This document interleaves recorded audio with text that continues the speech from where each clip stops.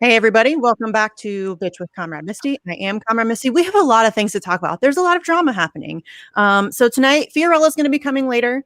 They had a show and they were running a little bit behind. So once she's done, she's going to be popping over. But joining us now, we have Steve Cox, who's an independent candidate from is it the 25th? 39th. 39th. Who's the 25th? It's really close. It's very much very close to the same number. I have too many. There's too many in my head. I'm interviewing somebody who's in the third, I think. Oh man. Okay. Anyway, Steve, thanks for coming on the show. There's a lot to talk about. Yeah. Yeah. Okay. So where do you want to start? Because I remember this actually. This all kicked off. What was it? A couple months ago, maybe. When you DM'd me, and about a month ago, I guess. Yeah, and you were having trouble because you wanted to be a speaker at the march, and you thought you were going to be, and then for some reason you were cut, and you DM'd me, so I tried to help. I got you into contact with Sharif, who I love and who's great to organize with, and then to me that was like where that left off. Yeah. But now there's a lot more that's going on. So, I mean, where do you want to start with this? What do you want to talk about first? I mean, I like to do things chronologically. Like that's just how my brain works.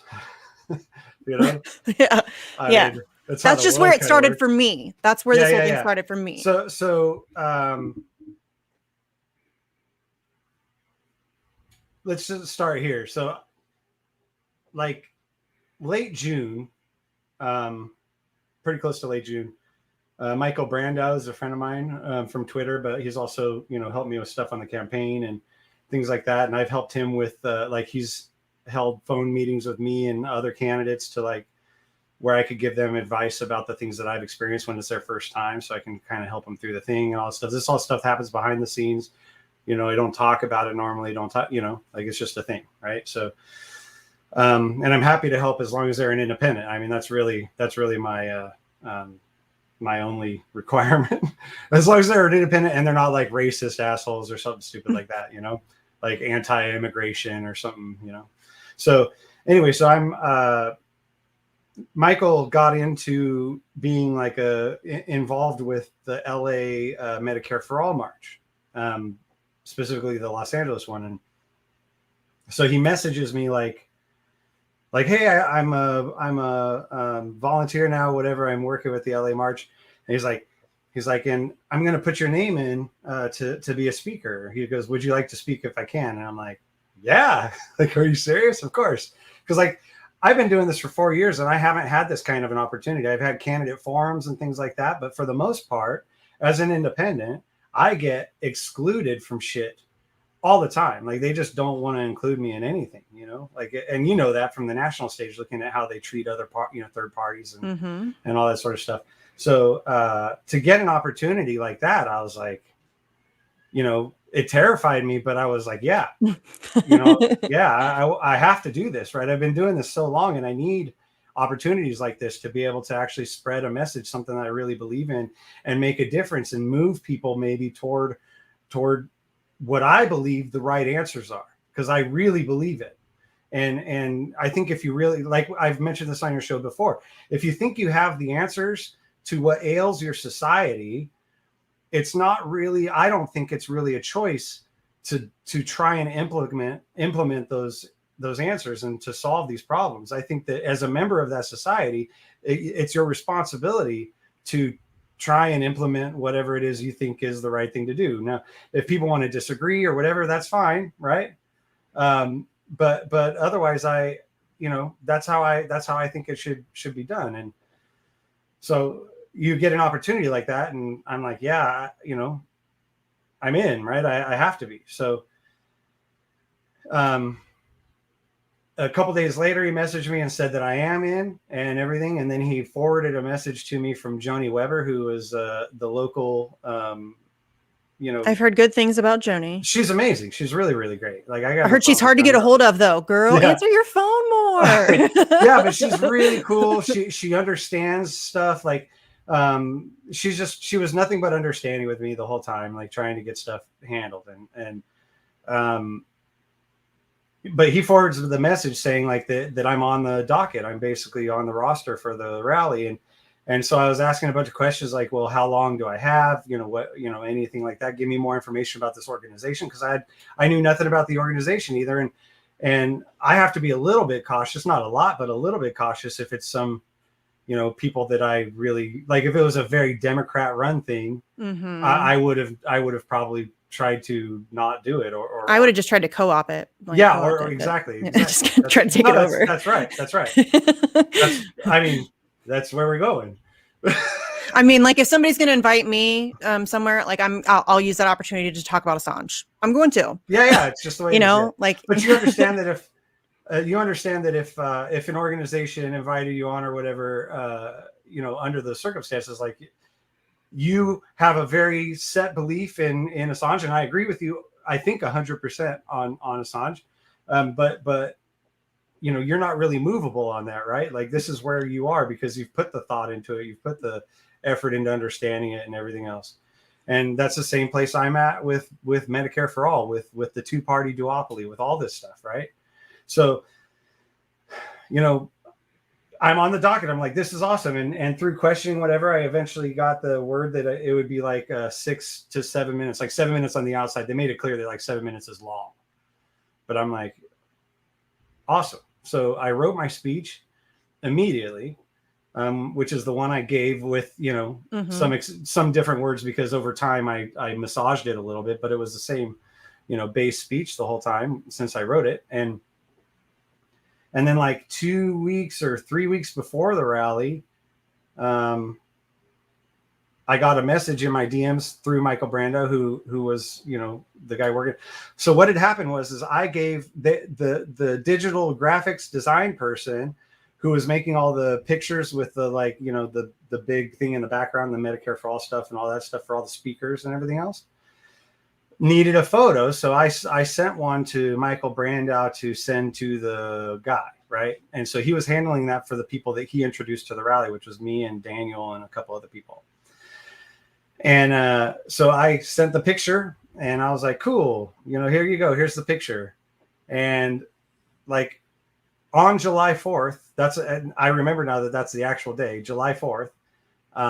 I got a message from Michael, that was a forwarded message from the graphics designer saying that Savage Joy, specifically naming Savage Joy kicked me out of the thing. So like, he's not going to make my graphic, right? The head graphic, whatever, the picture graphic thing. Yeah. They blasted out like a picture with all the speakers and performers right. and all that stuff. So and then your state or your city or whatever. Yes. Right. Yeah. So, but specifically named Savage Joy. And the thing is, I knew that we didn't get along, me and Savage Joy, but because there was a thing, the last interaction we had on Twitter was like a year ago, maybe 14 months ago. And in that exchange, I was talking crap about Bernie wanting to increase funding to the police and about the squad, not really doing anything to counteract what he said. And also the same day talking about like, because there was donations being taken for, I don't know if it was Black Lives Matter. I honestly forget, but there was something that was taking their donations through Act Blue, which is the Democrat run thing. And they get 3.75% of every donation or whatever. And I'm like, I'm not donating through this thing. And then in both cases, she's like coming after me on Twitter, defending the Democrats, defending Bernie and all this stuff. And like, so this is a while ago. When did this happen? This was over a year ago. And that was the last time we had any interaction. At that point, we were mutuals on Twitter. We talked to each other all the time, and like retweeted each other or whatever. But then she just like, didn't like that I was talking shit about the squad and Bernie or whatever and the Democrats. And then that was our last interaction. She unfollowed me at that point. I unfollowed her, and that was it. Like, and as far as I was concerned, that was it. Like, and I didn't know she was part of this organization at all until they said that she was the one that like kicked me out, that like knocked me off of the speaking docket or whatever. Yeah. And I'm just like, oh, okay. Well, so then at that time, I didn't even remember why we didn't get along, because it wasn't that big of a deal to me. So I like went to Twitter and like, did a search for both of our names and whatever, and like searched down like chronologically to find the last time her and I actually talked to each other. And that's what it was. That was when we broke up. in the internet, So weird. internet pal. Yeah, but I mean, whatever. Right. Yeah. No, I get it. We were mutuals, and then we weren't, right? So, Right.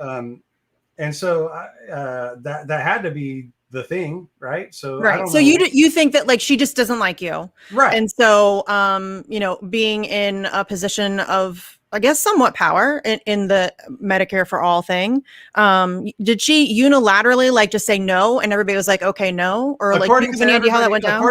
According to the people that were involved at that moment, that's what happened, is she just said no. And actually in that tweet that I sent you the screen grab of, she admitted that she did have the power to get me removed on her own.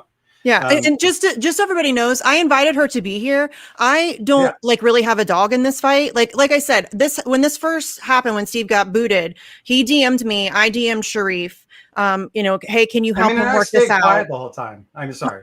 No, you're fine. But like, that was my rule in it. Right. And then from then I like, that's the last I had heard of it until yesterday. So I'm just trying to figure out like, to what extent like she has the power to do that, because I didn't know it was like that. And listen, like, I'm not saying that there aren't people on planet Earth that if I heard their name, I would be like, and I'm like I would probably like be like, no, like maybe we shouldn't have that person. So I'm not even faulting her for that. Like, but just to unilaterally do it, like to voice your concerns, like that I think is fine. If you because that's part of it, is like you're a group and you like, hey, that person seems shady to me. Here's why. Maybe you haven't. Yeah, maybe that's true. That might be true. But at the same time, when you're part of the national committee or whatever at the top of an organization, and then you're telling, and you go to a local part of the organization and say, I have my concerns about this, then that's one thing. But like, did she just shut it down? Like, no, he's not allowed to speak. And like, why would that be a thing? And I believe she did, because again, this was a message that came from the graphic artist. The graphic artist was not working with any of the local, volunteers or people that were putting it together. The graphic artist was doing that at the national level, right? They were doing it for everybody across the nation. So they were answering to Savage Joy and the other people that were at the national level. But my point is that even if it was just to voice your concerns, when you in this hierarchy, when you rank that high above the local people, like they just voted out the other idiot that kicked me and Fiorella off the stage. They voted her out. So that shows that they have this power over the local things, right? And so when you have this power, I'm just saying, when you have this power and you voice your concerns, then I don't think that's really genuinely just voicing your concerns, even if that were the case. And I'm not a fan of centralized power in organization anyway. I think everything should be very as decentralized as possible. Like Action for Assange has always done that. Like we've always wanted it, but that's how we choose to organize. Right. So, no, I get it. But again, I didn't even know she was in this organization in the start. Right. I had no idea. Like, all I know is that like my friend got me in, and I'm like, I get to speak at a Medicare for All rally, which is a policy that I'm very passionate about, and a subject that I know so much about, because even before I decided to run for office, but especially even since then, even more, and so it's just like, do you think they were being even more cautious because of that guy? What's the guy? I don't know, probably, but why does that matter to me though? No, I just popped into my head. I remember that was about the same time. I didn't even know that was a guy. I know that was a whole person. That was bullshit anyway. That was all bullshit anyway. Yeah, but again, this is what happens when you have people that act as gatekeepers and who want to push a specific message. I hate gatekeeping. If like all of this could have been completely avoided like 3 or 4 different ways, right? The first way is don't get me kicked off of the speaking docket in the first place, right? The second one is realize your error and put me back and reinstate me, with the amount of time that I should have been allowed to have in the first place, because that's what I planned on. That's what I wrote my speech for. And I think the speech was really good. The time thing, I will say this, just as an organizer, sometimes you don't have a lot of choice. I hear that there was a lot of choice there, though, that like the timing was very a bunch weird. Of different spots that they did it. And they put me, so after they reinstated me, they only reinstated me. First off, actually, I want to, again, chronologically, before they reinstated me, the next message I got about it, when I'm sitting there going like, what the hell, man? Like I've got this whole thing. I want to get in here. I want to be able to tell the people what I believe needs to get done to make this stuff happen, etc. Then, in one of the meetings, Brando again reported back to me, he's like, now their main complaint at the local level is that they have too many white men talking, and you're a white man, so they want to have a more diverse speaker, whatever. And I'm just like, what the fuck am I supposed to do about the circumstances of my birth? Like, this is such a bullshit thing to do to somebody. You know, I'm a legit candidate. I got almost 5% of the vote on $500 in the last election, running on this issue and many others like it, right? And the fact that they're going to treat me like some spoiled stepchild or something and try and what I mean? Yeah. And then so when they finally did allow me in, Brando was like trying to massage him, and so was Joni, and she was, like I said, is a really great lady. And so once they finally did get me put back in, the stipulation was, now I only get 3 minutes of time, and I can only talk about a healthcare story in my life. And I'm like, I have a ton of healthcare stories. I tweet about them all the time. Like the $46,000 it cost to get my wife to give birth to my daughter on a standard delivery, all that stuff. The $130,000 it cost to fix my broken femur when I broke my femur. Like, I have a ton of this stuff, and I just broke my foot. I got stories about that. Like, I got many, many healthcare stories. Probably none of them I could really tell in 3 minutes, by the way. But, right? Like 3 minutes. But on top of that, I'm a candidate. Like, anybody has healthcare stories. That's why Medicare for All has 69% of the support of the public. Because most people have these stories. So why would I even sign up to do a speech at a rally or anything like that as a candidate just to tell healthcare stories? Right. Like I have them, but that's not what I'm doing, right? Like the whole point of me being an independent and going up against these other two parties and trying to fight my way through this to try and get in there and actually force change within the chambers by exposing the corruption and exposing all the other problems that we face in our government. That's what I need to talk about, because that's the significance of Steve Cox. That's where I make a difference. How far outside of your district is LA? Just curiously. 20 miles. Okay. Yeah, that's what I thought was pretty close. So I mean, you potentially had voters there. The actual speaking spot was 21 miles from the edge of my district. I did it on Google Maps, and and that's driving. So like, as the crows flies, it's probably 15 or something, right? So like, and the thing is when I first got the confirmation that I was going to be a speaker, and a lot of the people at the organization now are acting like I never had that confirmation. It's bullshit. But once I got the confirmation that I was going to be able to speak, I did contact a bunch of my supporters and my voters and stuff like that in my district, people that I knew might be interested. And, I had, by the end of it, I had almost 24 people that I could have brought. And when you look at the actual turnout, not to poke too much, but like, when you look at the turnout of the actual rally, like 24 would have been a significant increase in the number of people that were there. Yeah, I don't like trashing the size of rallies. I'm just saying what it is, right? I get what you're saying. I'm just saying, I just want to make it clear that, because there was a lot of people doing that, and that's fucked up. You sat on your ass and didn't come out. You don't get to complain about the size of the rally. But at the same time, a guy who I'm running in a district that's 20 miles away from the actual rally, right? But they have Shahid, from that was weird, because there was a march in San Francisco. There's a march in San Francisco, but Shahid comes down and he does a speech at this rally in LA. That's kind of weird. And they didn't make him talk about his healthcare experiences, right? Listen, I love Shahid. I love him. I think he's fascinating. I love talking to him. Smart guy. I'm just saying, I don't have any problem with Shahid. I'm just saying that, like, if you're going to pick somebody who's a candidate who can actually do something, why wouldn't you pick the guy who can actually bring voters with him, that can actually vote for this policy by voting for the candidate?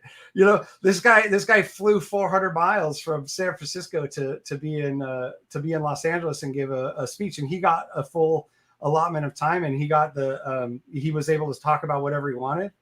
And it's just like, what are we doing? Like, why is this a thing? And so I can't help. Well, the speech thing, the time was that was a different person, right? That was that Betty chick, right? That had everybody. Was it No, it was the Betty chick in both instances, because when the compromise was made, which I had nothing to do with, when the compromise was made to just get me a speaking spot, the compromise was her. And she was the one that said that I'd get 3 minutes to talk only about my health thing. Then there's another thing that happened when we were at the rally. They gave out a schedule ahead of time of who was going to speak at which location, right? And so it's like on a spreadsheet, right? Mm-hmm. And my location, which was at Hollywood and Vine, was supposed to start with Shahid, and then go to Daniel, then go to Tara Reid, and then go to me. And that was the end of it. And then it would move on. So I was like, well, I'm going to go long on mine because I'm going to tell my original speech. I'm going to use my original speech that I was already going to tell, because I don't, like, I don't feel like anybody has the right to tell me what to talk about when you know what I mean? In a situation like that. So I'm just like, I'm going to do my original speech because I felt like that was the right thing to do, the just thing to do. And then when I got up there, they had switched the order and made me go first, Yeah. And so I'm just like, all right. Yeah. So See, the time thing, I don't like them cutting my time. When sometimes you just have to be flexible. You have to figure it out. And sometimes you just don't have time. And that's okay. Like if an organizer says, hey, I know we said 5 minutes, but can you cut it down to 3? Okay, sure. No problem. But to then say, but here's what you're restricted on what you can say. There's where I have a problem. You don't get to tell me what I can and can't talk about. Like I'm going to say what I need to say to get my point across. Like I'm willing to work with you on time, because sometimes you have to do that. Like things run long, or whatever, like shit happens when you're, at an event. Right. But yeah, you can only talk about a health number story. one, they could have not kicked me out of the thing. Number two, they could have reinstated me with a full docket, and they could have just had me speak either at the very beginning of the rally where they didn't have a time limitation, or at the end of the rally where they didn't have a time limitation. They could have done either of those things too, right? Instead of doing it at one of the stops. Did you tell them like, hey, I don't think it's fair that I don't get my whole time. I'd really like to give my whole speech. No, because I couldn't even talk to anybody there. Like, they were all being dicks. I'm surprised by that. Joni wasn't. Oh, okay. But yeah. I couldn't talk to anybody else there. They wouldn't give me the time of day.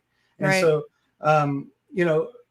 I was just like, well, I wish that you and Joy at that point would have just hashed it out, so it could have just been squashed and but why? But why? I get it. But like it seems like there's a lot of people, not everybody, a lot of people understand, pretty well what happened. But there are quite a few people online and whatever that try and make me out to be the bad guy somehow, including Sharif, who's like, you're a grown man. And I'm like, she's a grown woman. And why is this on me? She was the one who's in the organization, who had the power, right? And all this other stuff. It's the same argument that people make when cops kill somebody and they're like, well, you shouldn't have moved so quick at the cop. Cops are going to be nervous. Like they're excusing the professional person, the person who chose to be a part of this system, this organization, however, excusing their behavior and then coming down on the person that was affected as a result of their behavior is just it's just stupid. And so, and I don't have any, I have zero respect for anybody who calls themselves authority anyway. Yeah. Picked up. The whole thing is weird to me anyway. Anybody telling me that, after I had already had the invitation, after I was already on the docket, and I feel like I was unfairly removed, and then the 6 to 7 minutes getting knocked down to 3, and then changing what I can talk about. And I'm just like, you know what, fuck this. I'm just going to do my speech. Right. That's it. I'm going to do my speech. Because that's the speech that I believe in. It's the speech I'm passionate about. It's a speech where I know, where I think it tells people what's really going on and what we need to do. Mm-hmm. And the best part, on top of all that, I was afraid of how it would go over, because it was pretty in common circles, in terms of mainstream media type common circles. It would be considered a very radical, extreme speech. Mm-hmm. So I was afraid that I would get, especially with all the pushback I was getting from the organization and all the identity politics shit, that I was getting from them. I got a heavy liberal vibe off of it. So I'm like, I wasn't real sure that I was going to get the crowd to react in a positive way, right, to what I was saying. So that was part of it too. It scared the shit out of me to even do the speech, because I knew that I thought I was walking into the lion's den to do the speech. And on the way out the door to go there, my wife rescheduled stuff she had to do at work so she could come, and we brought our daughter because we didn't have babysitters available or anything like that. And I wanted my daughter, honestly, I was hoping that I could have my daughter with me on stage. I wanted her to see a crowd. Mm-hmm. And I wanted her to be proud of her dad, you know, like doing something, you know what I mean? And then, so on the way out the door, my wife, I was going through I have a cabinet full of like election materials and stuff, and I'm grabbing all the stuff out of that because I was planning on passing stuff out to people, you know, that were at the rally. And my wife sees the megaphone and she's like, "Oh, we should take that." And I'm like, "Ah." And she's like, "Well, we could just take it." And I'm like, yeah, okay, we'll take it. Like, I know when to listen to my wife. And so I did it. Like, it was her idea. And it turns out she thought that they might cut me completely and that I'd have to use my megaphone or whatever. Mm-hmm. I assumed that once I got started that they wouldn't have the nerve to shut me up. But that lady was such a nightmare, you know, the one that they fired. The Betty lady. Yeah, like that. When you said that, like, when I laughed because you said it was like dealing with liberals, like I had heard stuff about like the LA organizing scene and how it can kind of be. But I didn't really know how bad it was, but it's pretty bad apparently. Like there's a lot of, after that, one of the guys that was involved in the rally, after that, went on this whole tirade on my page on Twitter, basically saying that I overstayed my welcome on my time and everything because I'm white. And because I'm such a privileged white guy. He called it the caucasity of being, who I am. And that's why I could disregard what people wanted me to do or anything like that. I'm just but he didn't know the backstory. Like you were mad. Like you were just, I mean, you were mad at that point. Of course. So. But like, and another person that I know, she's Hispanic, and I used to follow her on Twitter because, she was kind of trying to fight the system, but she's going on and on about and she's all mad that I supposedly cursed out this guy that's one of the organizers of the event. But what happened there was after I finally came down off the stage, he asked me to go like a little bit away from the noise and to talk to him. Right. So I'm like, all right. So I go over there and it's a kind of a smaller, older Hispanic guy. And he's like, we have a certain amount of time that we're allotted at each of these stops and this and that. And if we go over, we could get fined. And I was waiting for him to finish, right? And because I would have said, well, you could just send me the bill for you could send me the fine, right? Mm-hmm. Whatever that fine is, if it's my fault, like that'd be one way to do it instead of ripping a mic out of somebody's hand and like shutting down. Did they rip the mic out of your hand like they did Fee? No, they just turned it off. Oh, okay. But she tried a bunch of times, but I'm bigger than her, so it wasn't working out. And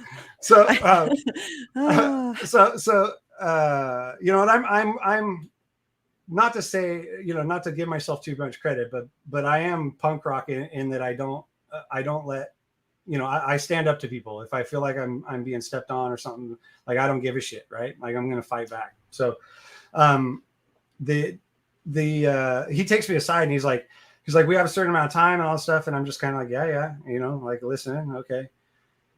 And then he immediately transitions to, and what you did up there was shameful, refuses to give the mic back. And I don't remember what I said. I said something along the lines of get fucked or go fuck yourself or whatever. And I just walked off. Like I just straight up walked off. I didn't raise my voice.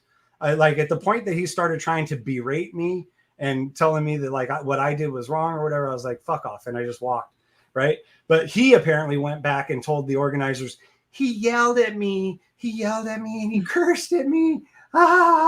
And I'm just like, what kind of bullshit is this? Like, what kind of organization is this that everybody is so goddamn fragile?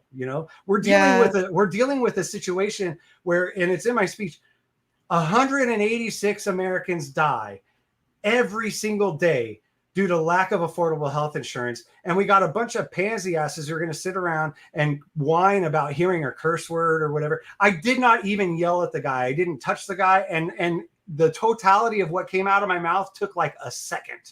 Right.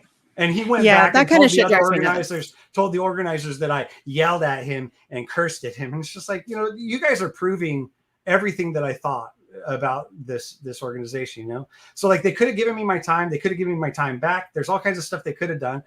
And then after all of that, I grab my megaphone. I tell the videographer, my own videographer that I brought, I said, hey, come on over here, right? Because when this is over, I didn't want to interrupt any other speakers. I felt bad that I even ate into their time. Like that wasn't what I intended to do. I was supposed to be last at that stop. Like that was what the schedule said. So I waited till them go.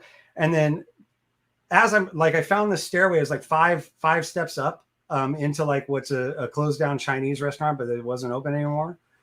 And Daphne was up there, and like they had those recessed lights in the floor of the steps, and one of them had the cap ripped off, and Daphne stepped into human shit.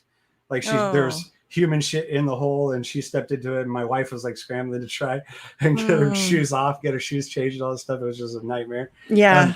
But like I'm standing on these steps. One of the organizers comes walking over, some older lady in the Medicare for All shirt or whatever, and she's like walks up the steps right at me, and I'm standing there holding my megaphone, like waiting like for the crowd to come right around the corner because they had to come past me. And she like walks up there and she's like, "Oh, they're closed," and she walks out. My wife was smart. I didn't know what she was doing. My wife goes, Erica goes, she's like, you know, she was looking to see that you were blocking the entrance to a business or something like that, so that she could tell the cops to come remove you from blocking the entrance or whatever, but it was shut down. And I'm like, I guess that probably is what she was doing. You know, like I didn't even think about it, but I guess that is what she's doing.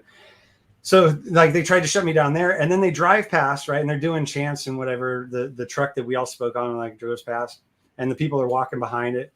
And so as the people sort of moved in front of me, I just picked up the megaphone and I just said, "Okay, if you don't mind, I'd like to finish my speech." And they stopped, and I finished I did most of what was left of my speech. But like even near the end of that, the truck, which there would be no fines anymore, by the way, we're up the street, where things are moving, whatever, like no more. That's not an excuse. It's not a thing that would happen. The truck though, where we were speaking from, turned up music as loud as they could to drown me out. So it's not just that they didn't want, that I just went long or anything like that. That's not what was going on. The bottom line is that they didn't want my message out. Like that's really what it came down to, is that they didn't want my message to get out. And the people liked it, as it turned out. The people themselves at the rally were into it. Like they were booing the organizers when they shut my mic off and everything else. Like I had them going, and then I got them again with the megaphone. They stopped and they heard me out for the rest of my speech. The way all of that was handled was just so like the way that they like shut Fee up, and there are people like, "Oh, well, she was tapped on the back to finish up," and I'm like, so let her finish up. Like it, if somebody goes for another 10 or 15 seconds, it's okay. Like there's no reason to shut her microphone off and then rip it from her hand. And why if that is really such a time crunch that you have to be that stuck on it, why would you schedule so many speakers and you'd stop? Why wouldn't you put some at the places at the ends, right? Like that's just a normal way. Which I'm trying to be like nice about it. And I understand that a lot of the people who were involved in this, it's like their first time organizing. It's the first time they've really ever done something like this. It was sloppy. It wasn't, I mean, they're going to get better at it. You know what I'm saying? Like to be able to do like a national march, like I get it. I'm willing to give some allowances. Like the guy that organized ours in Columbus, first time he's ever really organized anything. He did a great job. He did an amazing job. He was awesome. He was super supportive of me. He was so like Sharif. I mean, I told him when we first spoke, are you sure you want to do this? Because you are going to get pushback from me being there. Like there are going to be people who are genuinely pissed off at you. My trolls will come for you. And he's like, I don't give a fuck. And so all credit to him for that. Seriously. And Chris was awesome. Chris, there was no expectations of what I was allowed to say or not allowed to say, how long I could speak, Chris was just like, just do your thing. Just go do your thing. Yeah. And so what I think it was just the one little push, whatever it was, at the top by Joy. And then, I think that's probably personal. That's a personal thing. Yes. And then the rest is just shitty organizers at the LA. Shitty organizing. And I think just somebody on a power trip. Right, exactly. And that's what it felt like to me. That Betty lady felt like a lady on a power trip. Because like the things that I heard that were going on behind the scenes, because people are mad that like at Fiorella, like they're just mad at Fiorella. And she's hardly the only person that complained about this woman. There's a lot of people who had problems with the way she was doing things. She was doing things like behind people's backs and like she tried to get Daniel to take the mic from me when she couldn't take it from me. She went over to him. She's like, Daniel, I'm blanking on his last name. I don't have his card here, but he's running for Congress as an independent on I think the 25th. But he's the other guy. Maybe that's what I was thinking of earlier. And that's who Michael got also into the rally to speak. And so he was on the stage with me or on the truck with me, and like she actually went to him to try and get him to take the mic from me. And he doesn't know me that well. Like we had just met, like officially met that day. And he like, I don't know the guy. Like, I don't know why you think. Why? Yeah. But even worse than that, during my speech, while I'm trying to give a speech, right, and I'm doing it off of cue cards because it's such a ramshackle way of doing everything. Like we're on a state bed truck. I've got cue cards in my hands, trying to remember what I have to say off of each cue card and balance a microphone, and all this, and then also eventually having people trying to snatch a microphone from me and all this other shit. And then as I cite the statistics that 68% of independents support Medicare for all from that Harris X poll. 46% of Republicans support it. And I say, almost half of Republicans, 46%.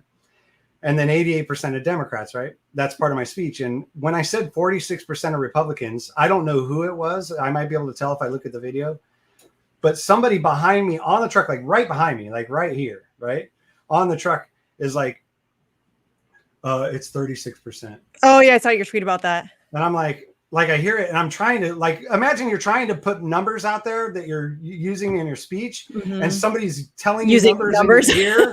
It's like when you count and somebody else is like 11, 42, 67. So I kind of so I kind of was stunned for a second, like, right. And then he said it again. He's like louder, like more insistent, like it's 36%. And I felt like turning around like Sam Jackson in Pulp Fiction, but like, I don't remember asking you a goddamn thing, right? Yeah. But I'm in the middle of the speech, right? And then eventually I hear people counting down behind me, like 20 seconds, 10 seconds, right? And I'm just like, yeah, I don't care, right? Like I'm going to keep going, right?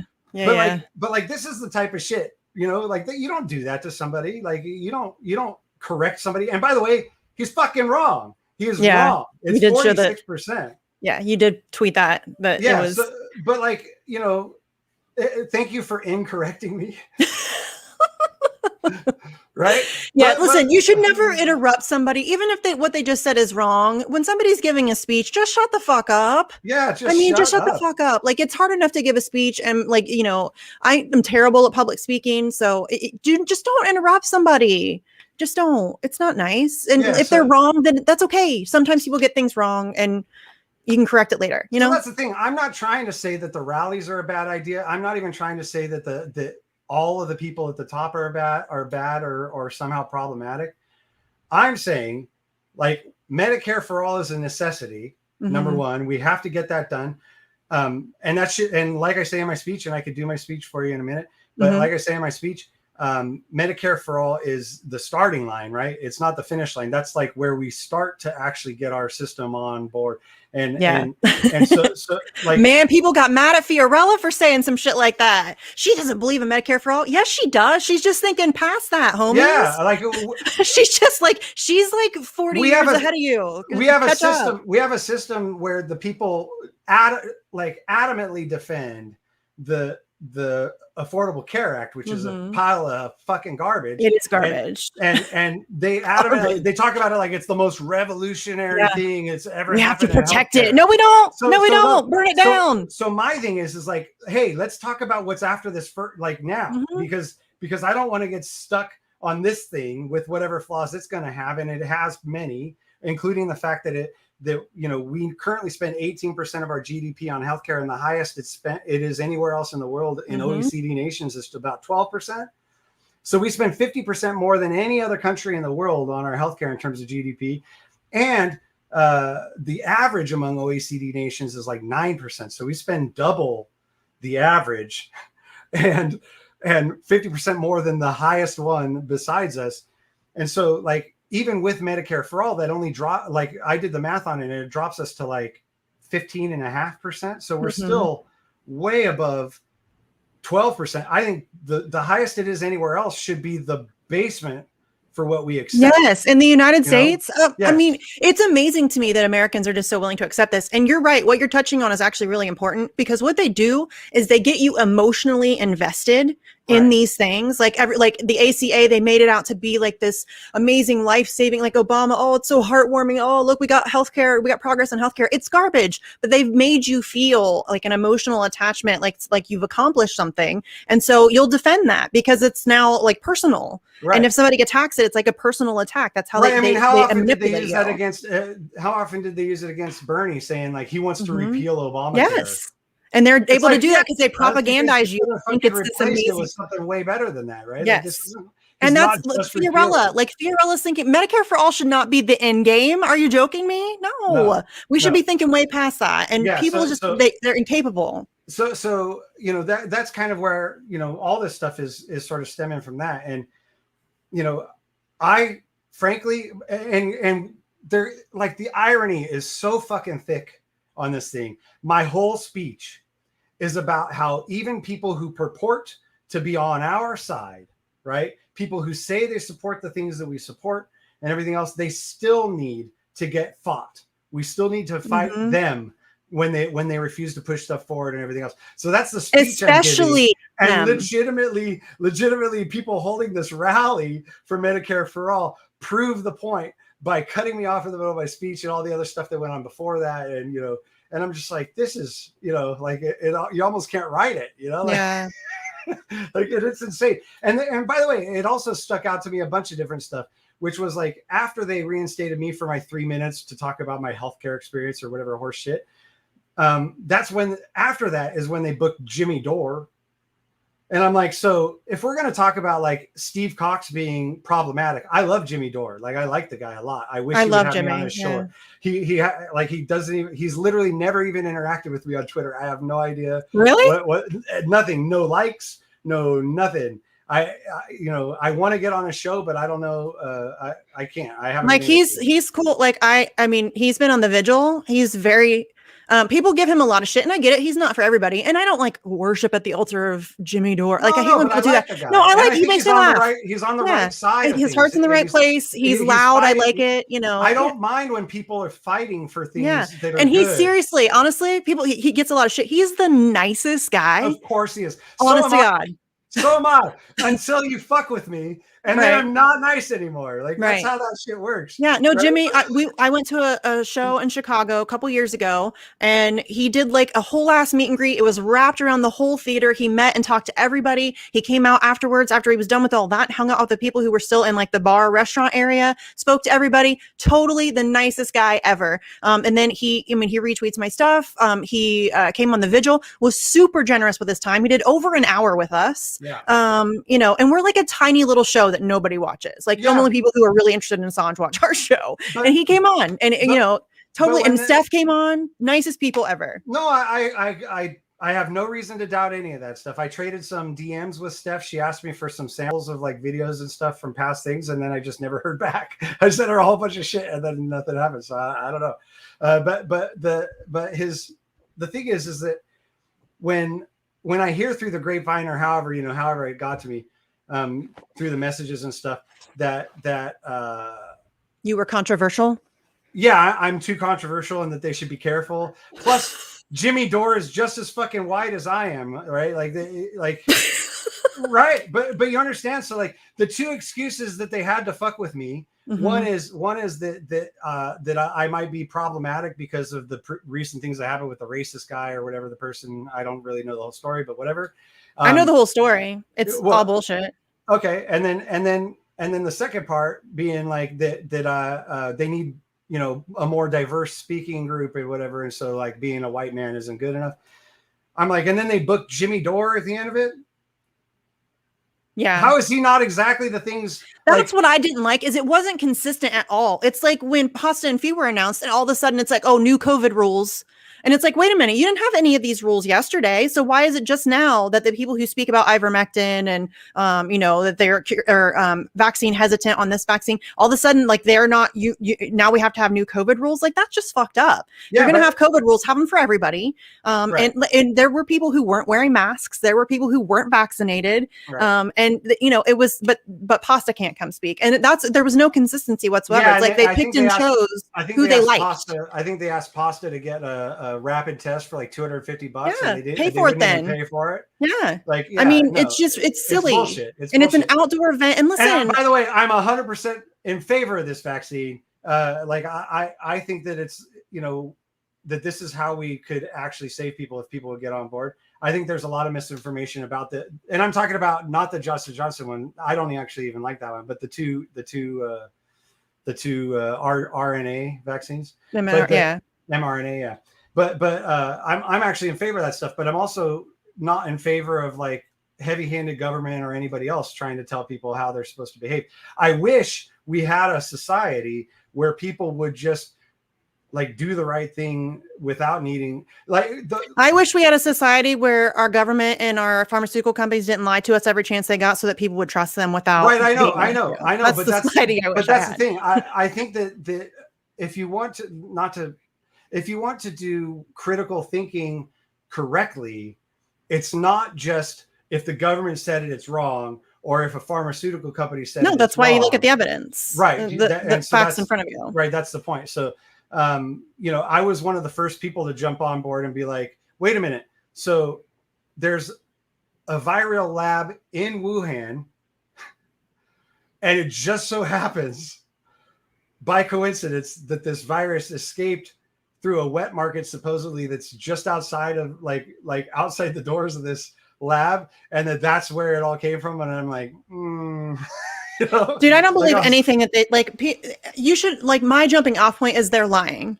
They're lying, and I'll go from there. And because most of the time they're lying, but at least then I'm looking for that, for sure. Like you have to be ready for the lie, but I think that you have to be willing to accept it when they're telling the truth, because the government doesn't. For sure, lie. I just don't trust that they're telling the truth. Right, I know, but the government doesn't lie all the time. If the government lied all the time, nobody would actually believe them. The government only the thing that makes the government so insidious. They throw in sprinkles of truth.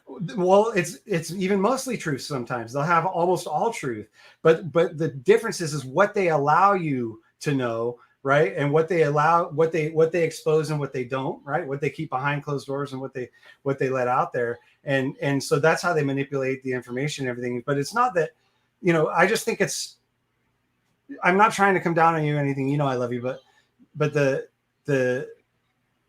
we have to be a little bit smarter than if the government said it, it's not true. That's not where I'm coming from. You're completely misrepresenting my position. That's not where I'm coming from. Okay. I'm coming from the position of it's very early on in this vaccine. It's not FDA approved. I am not in a position where I have to be out in public very frequently.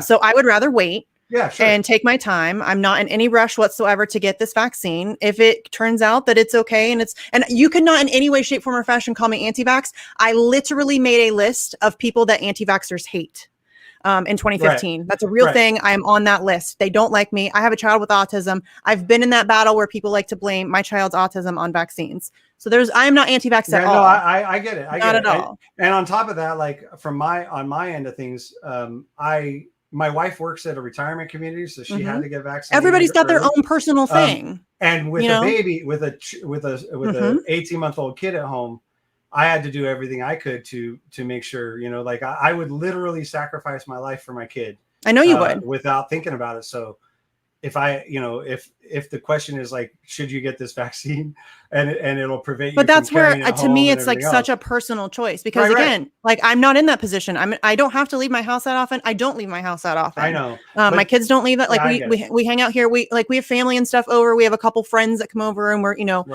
I'm pretty safe about it. So I'm not in any rush to get some vaccine that they're trying to push on me so hard. Now you might need a third booster and all this stuff. I'll wait. I don't feel rushed, and I shouldn't feel rushed. And I think everybody's got their own personal thing. And to make up these new rules because Pasta has a different opinion. That was bullshit. There was plenty of people out there with no masks who weren't vaccinated, and none of those people were talked about. It was just Pasta. Like that's what I'm talking about. I'm sorry. I'm sorry that I hijacked a little bit to like make a point, but like I'm 100% on board with what you're saying regarding all that stuff. Like Pasta's a good dude, and I think that he would have done the right things, and he would have been an absolutely asset to the rally.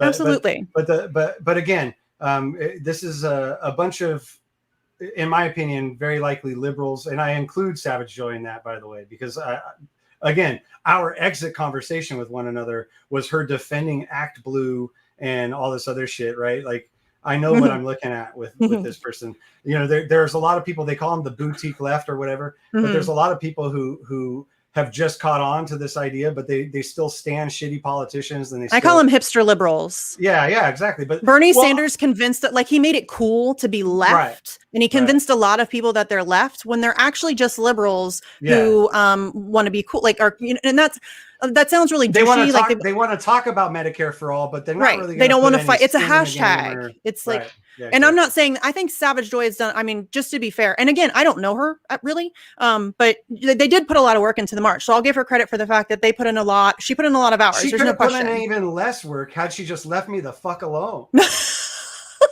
You are a lot sometimes, Steve Cox. I'm a lot of the time. I'm Yeah. a lot of the time. Yeah. I have, like, all of my friends will tell you how hard it is to be friends with me sometimes. Like, this isn't an easy road to be involved with me. And I don't take pride in that, but I've accepted it. Right. Listen, this everybody's not for like, I'm not for everybody, and you're not for everybody, and Nico House is not for everybody, and That's Savage right. Joy is not for everybody. We're not all going to get along, but like, that's why I think it's important to have these conversations, because even though like you guys don't have to like each other, but at least now we have this experience, like we know what to look out for, and we need to learn how to organize together, even when we don't like each other. But the funniest part about all this stuff I fucking guffawed, like I doubled over laughing, was when Sharif, when he's all defending Savage Joy on Twitter, and he literally told me that they're never gonna invite me to another one of their rallies. I'm like, oh no. Yeah. That is such I mean, and I get your point about that, because you got cut off and it was, I'm like, really? a nightmare. Really? Are you like, it's one of those like, don't threaten me with a good time type of things. Like, go fuck yourself. And again, I'm just going to say it because it's true. I do love Sharif, and I'm sorry. I really am sorry that you guys have had like a falling out or whatever, because I like both of you very much. I never even knew the guy, but I know that when you referred me to him, I had him blocked on Twitter. Did you? I think. Well, you have a lot of people blocked on Twitter. I know, but I think that must have. So I think that one happened because there was that.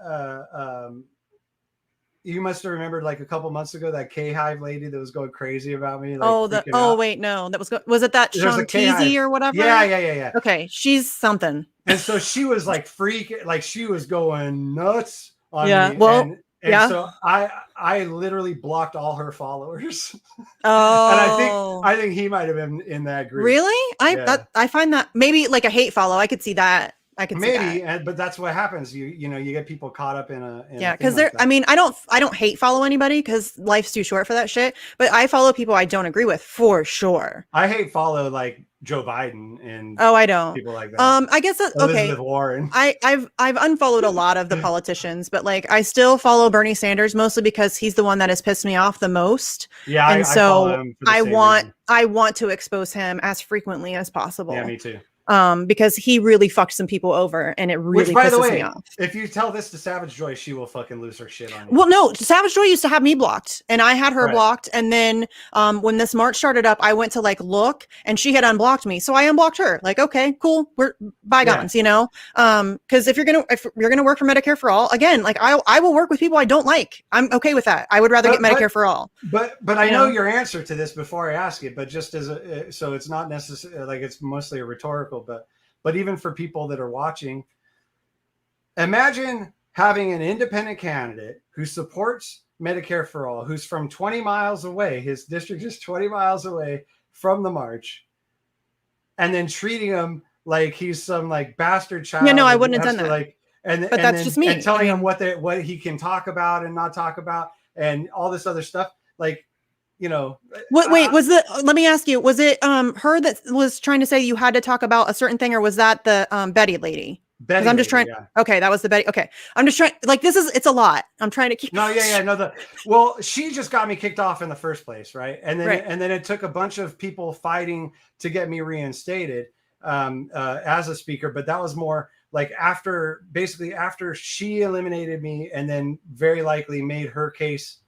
Definitely afterward, though, because of the order of occurrences as I described, she made her case to the LA organizers after that, and now she has agreed. She's admitted that she expressed her concerns or whatever.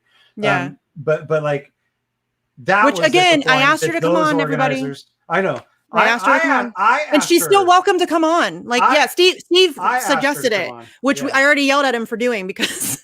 He just like threw it on me like, hey, and I'm like, what the fuck is even happening? Again, I had no like, I'm like completely in the dark about all this, and then all of a sudden I'm like having a debate on my show or something. I'm not trying to hide from anybody. I get it. Tell the truth. And the irony of it is, and this is just a petty thing, but I'm a petty person sometimes. The irony of it is Oh yeah, I'm a petty person if I have to be. Like I hold grudges, but the fact that her first response to me yesterday on Twitter was like, "Well, you're too chicken to, you're too scared to tag me." And I'm like, I'm not scared to tag any motherfuckers. Like, I was not tagging her because I had her muted on Twitter, and I didn't want to I just didn't want to deal with her. But I don't give a shit.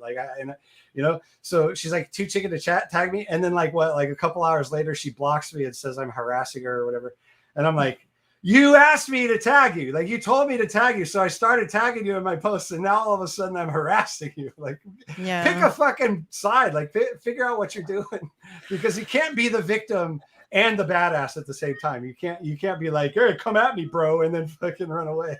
Yeah, I mean, and she's still welcome to come on. Like she didn't want to come on with you here, which I get. Like I'm not a huge fan of like confrontation and all that stuff either. Come on with me if I was her either. Yeah, I mean, I get her not wanting to do that, but she's still welcome to come on. Like I would love to hear her side of things, and I'm all about it. Cool, that's fine. She got mad at me for even letting you come on today, which that's fine too. I mean, I don't have a dog in this fight. We were gonna have. The getting mad at me, getting mad at you for having me on, how much of that is like getting mad at Jimmy Dore for going on Tucker Carlson or whatever? Like, yeah, there's a little bit of that. I get it all the time, though. It's the same gatekeeping bullshit. It's like, I'm used to it, though. I get it all the time because I talk to Magnus. Platform. It's like, yeah. Fucked. Yeah, no, the platform thing drives me fucking nuts. I'll talk to whoever the fuck I want to. I'm a grown ass woman. And listen, if I talk to somebody, that doesn't mean that like everything that they've ever thought, done, whatever, that stuff doesn't like transpose onto me.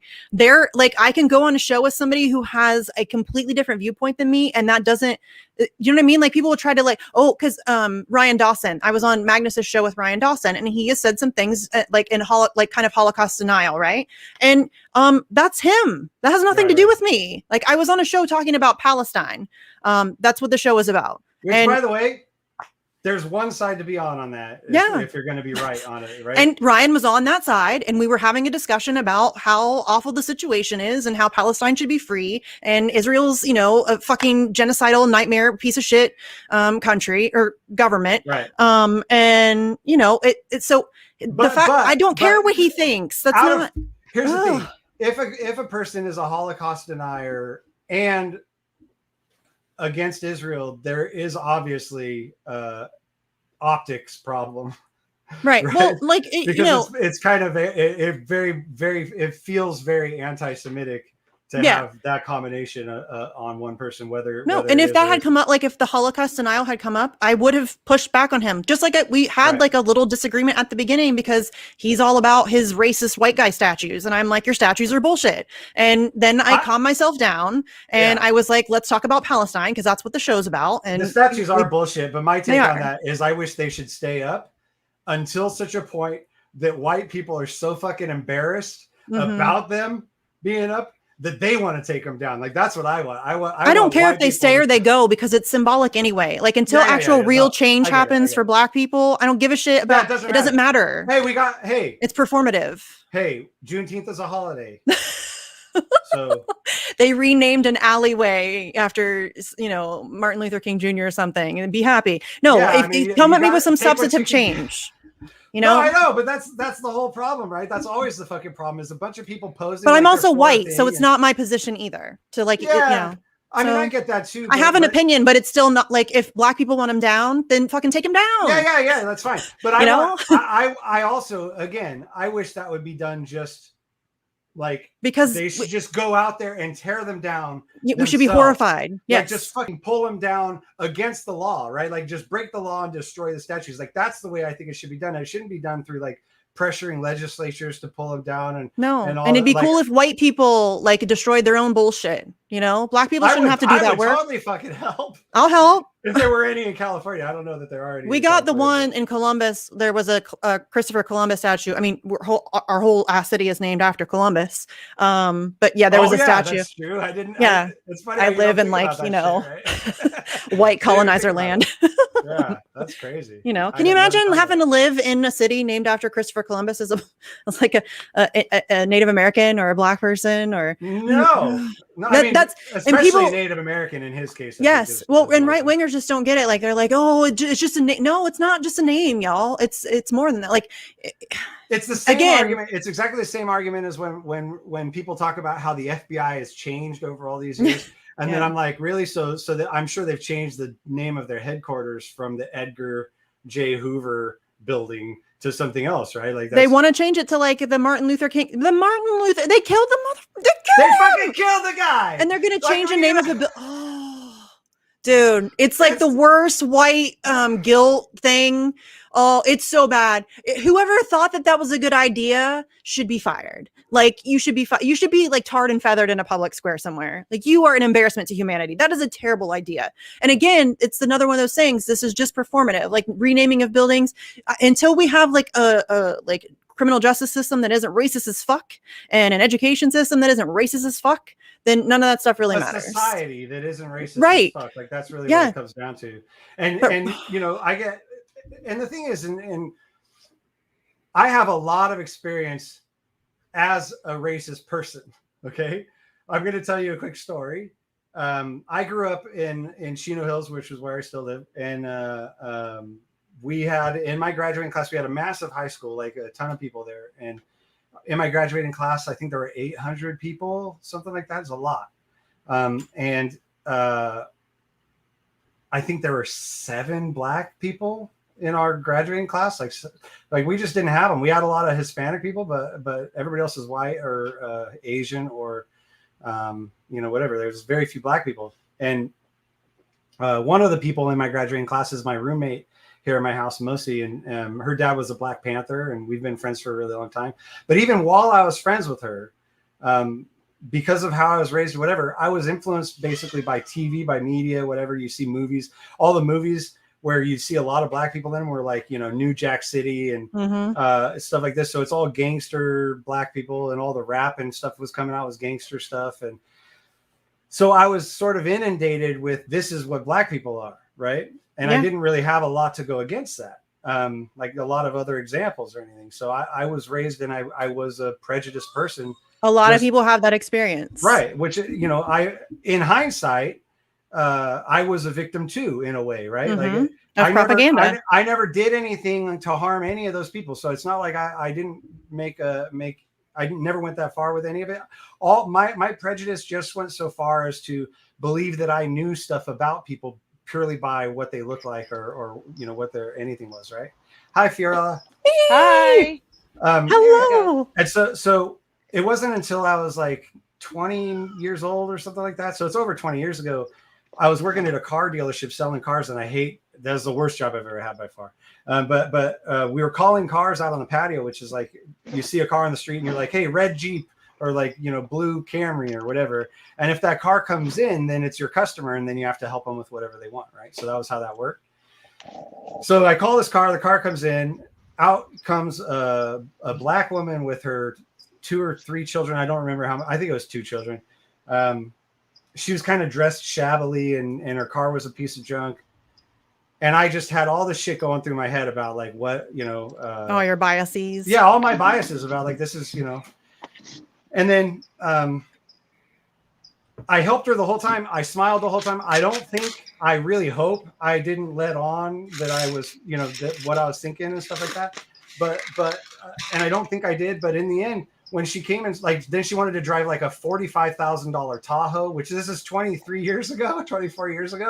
That's it's an expensive car, right? Right. And I mean, it's an expensive car for me now. And I'm just like the whole time I'm like, I'm just wasting my time. Like all these other salespeople are getting different customers that are going to be able to buy stuff, and I'm stuck with this lady. But I just did everything. In the end, she ends up filling out a credit application. Turns out she's a sheriff's deputy that makes like $90,000 a year or something like that. And her husband is a lawyer who makes like $250K at that time, right? Easily qualified. They had gold credit, like their credit was at the top. Turns out the reason why she's in a piece of shit car and wearing shitty clothes is that her car broke down at her house, and she borrowed her dad's car, like a spare car that her dad had, to drive to the dealer to buy another car and all this stuff. And I just felt so much fucking shame. Like I just felt so awful. It's good that I you're don't talking think, about it though, because I think a lot of people have those same experiences where, I well, mean, you are propagandized. yeah, but I also think that it's important when you sign up to be a politician or any sort of an influential type of person to make teachable moments for people who made the same mistakes or maybe are still making the same mistakes that you used to make, right? Like that's how you sort of make things better. And so but like because I used to sort of experience prejudice from that perspective, I mean, and it took years. It really took years of like digging it out like a bad tooth to get all of it out, you know. And I maybe I still don't have all of it out, but it's been Nobody years. does. But it's been I years talked since about I've this with the had. ladies of FHL, and I think, everybody's got their shit. Yeah, Everybody does. but there's been years since I've had anything that stood out to me that I was like, oh, like so I think I'm close at least to being good on that. But At least you're cognizant and you're doing the work. That's the thing. it takes work every fucking day. Like if Mhm. you're gonna try and fight that, like I said, it's like digging out a rotten tooth. Every little bit you got to get it out.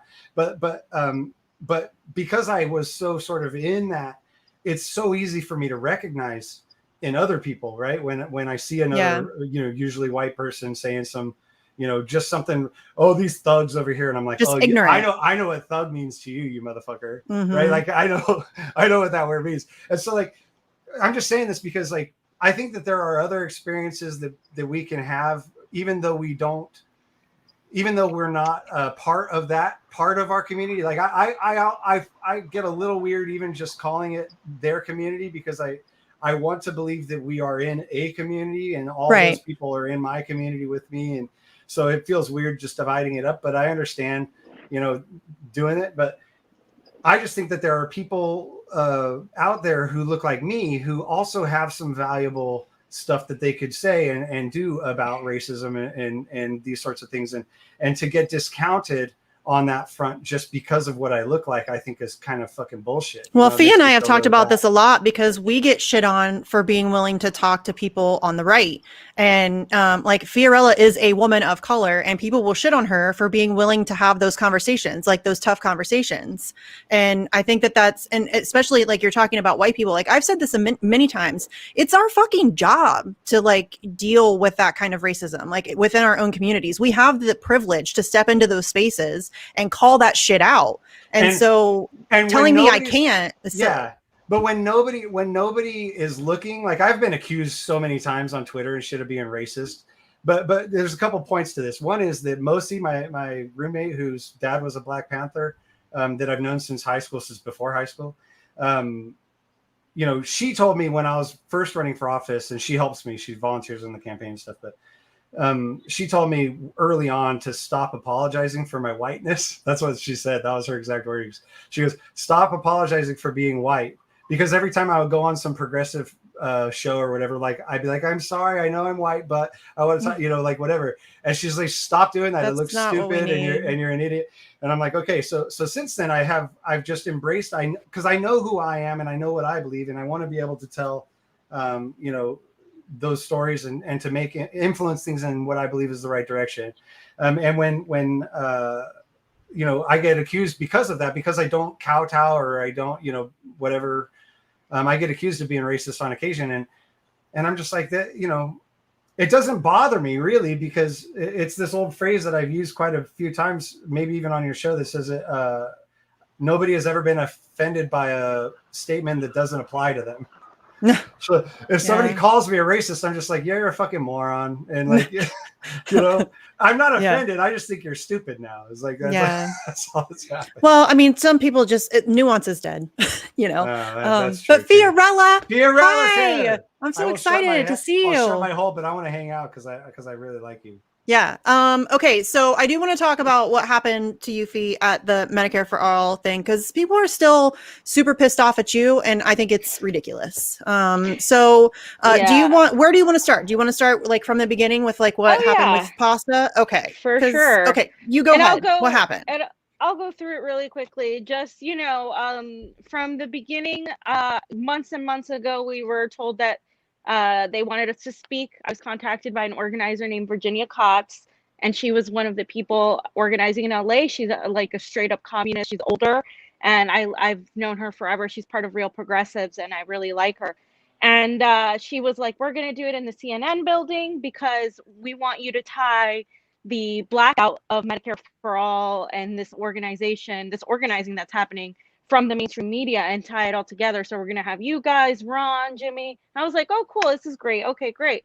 Then, of course, once they announced our photos, and I knew the moment they would announce our photos, there was going to be backlash, right? And that's why they waited till pretty late to announce us, because they knew there was going to be backlash. And I'm not offended by that. Like, I know it was controversial because of how outspoken Pasa and I are about so many things, specifically the elections, what happened on January 6th, and also COVID. And so I knew there was going to be backlash, but I didn't think that people who we've known for years, who we have fed, who we have had sleep on our couches, would actually take that and then use it to smear, particularly Pasta, but both of us, because he was an easy target, a white guy that has made a parlor to do investigations on elections, who calls himself a leftist libertarian. And I say, well, you're a libertarian socialist, whatever you want to call yourself, labels, whatever. But he calls himself a leftist libertarian. And so he's been very vocal about his distrust in this experimental vaccine. And so they took that, of course, the usual, our hate stalkers took that and said, oh, you're inviting anti-vaxxers to speak. Oh, she had Fiorella propped up a Nazi and platformed a Nazi. She platformed a Boogaloo Boy, who's basically a Nazi to them. And so they did all this stuff. Oh, she's a Stop the Steal girl, even though I was covering it. And so was other major outlets, but that doesn't matter. And so they took all that. And so then Betty, who I didn't even know was involved, because none of these people have been advocates of force of vote. None. In fact, most of these people trash on Jimmy Dore and on that whole, anti-squad sentiment all the time. This is why I had shifted away from that group, because they're very much reform the Democratic Party and pretty much push useless bills that are led by Democrats. And so the Medicare for All national movement is about uniting across a working class coalition, regardless of your opinion on things. That's what it was supposed to be about. So I didn't know this woman was involved. And so she called Pasta, straight up asked him his vaccination status. And then when she didn't get an answer from him, she started texting me, and then also asked me my status. I was in Florida having food with my friends, and I'm getting all these calls and texts, and I'm like, what the hell is happening right now? And so I told her, look, if this is about Pasta, then I think this is a little, that's none of your business. He doesn't have to share that with you. Blah, blah, blah. And then it just escalated from there to where she went from pretty much demanding to know if we were vaxxed to the next day sending a letter saying it was LA protocol, which the county did amp up the, talked about the Delta variant and stuff, but saying it was because of that they were doing this. But of course, it was literally right after Pasta refused to give his vaccination status, and as did I. And then she said, if you guys are not vaccinated, then you have to get a test. And it didn't say anything about wearing a mask only, because I have zero problem wearing a fucking mask, and neither does Pasta. The only reason he was talking about the mask was because he was pissed at how he was bullied. But I have zero issue wearing a fucking mask. And so I was asked, we were asked to provide a test to show that we were COVID free, or say that we were vaxxed with our full vaccination. And I was like, we're not going to be able to provide a test. I mean, it's less than 24 hours. I think at that time it was 20 or 18 hours before the event. And she's like, well, I go do it all the time. I go to CVS. I'm like, no, I just got back from Peru. I had to, you go to CVS, yes, but it takes 24 to 48 hours unless you want to pay $200. And she's like, that's not true, blah, blah, blah. And I called, and it was that much money. And I was like, I'm not going to do that. I'm not going to. No. And then Pasta told me later on, he was like, I was willing to bite the bullet and probably do it, but the way they acted was really gross. And people don't know this. He was willing to do it because he is for the movement, right? And so she basically vilified us and made us oh, you're selfish, you won't even do this. It's very simple. I'm like, it's not simple. I was the one that was more like, this is unfair. You're bullying people. You're not asking anybody else to do this. So she had to do that letter to make it look like she asked everybody else. Mm-hmm. Then the next day, come to find out, literally 2-3 of the speakers are not vaccinated. And we're all sitting there like, what the hell? What happened with pasta?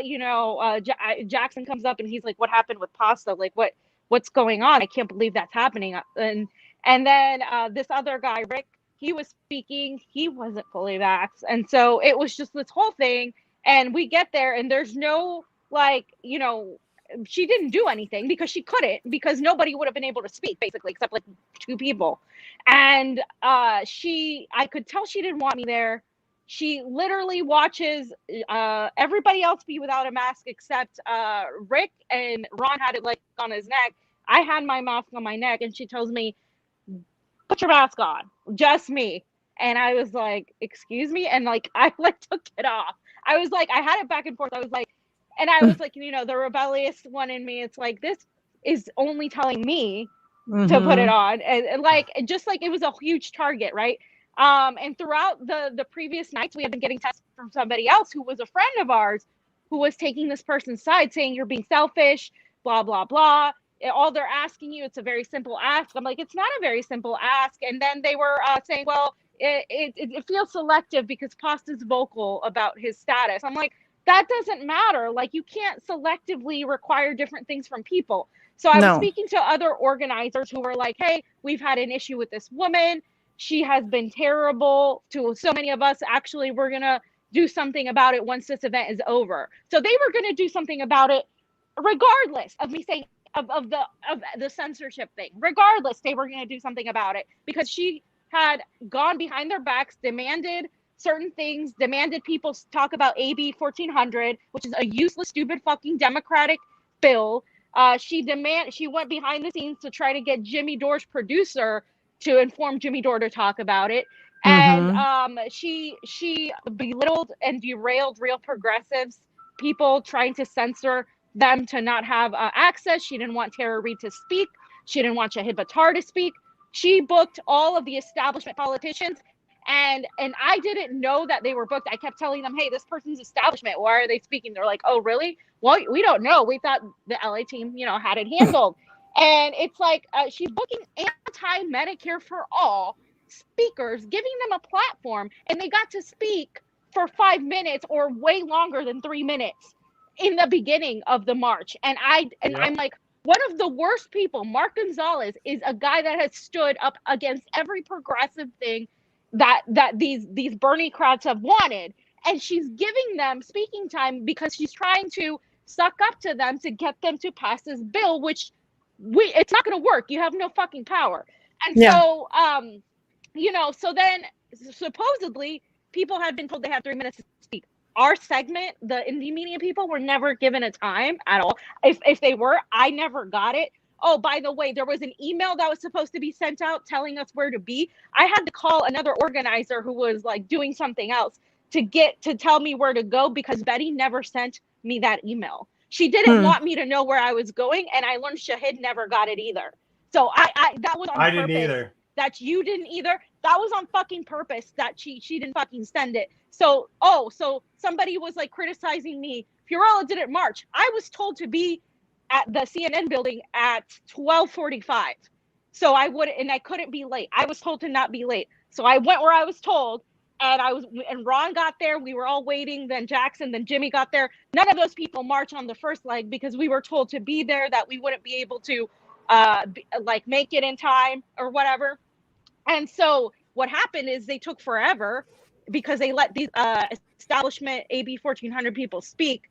And so they were late to get to where they got, and they moved Tara Reid from the main stage to the car platform stage thing.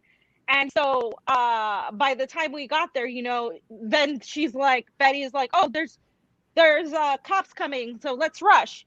What you don't have as much time anymore, sorry, for everybody. But she didn't give a specific time. And then she said, yeah, the police are coming, blah, blah, blah.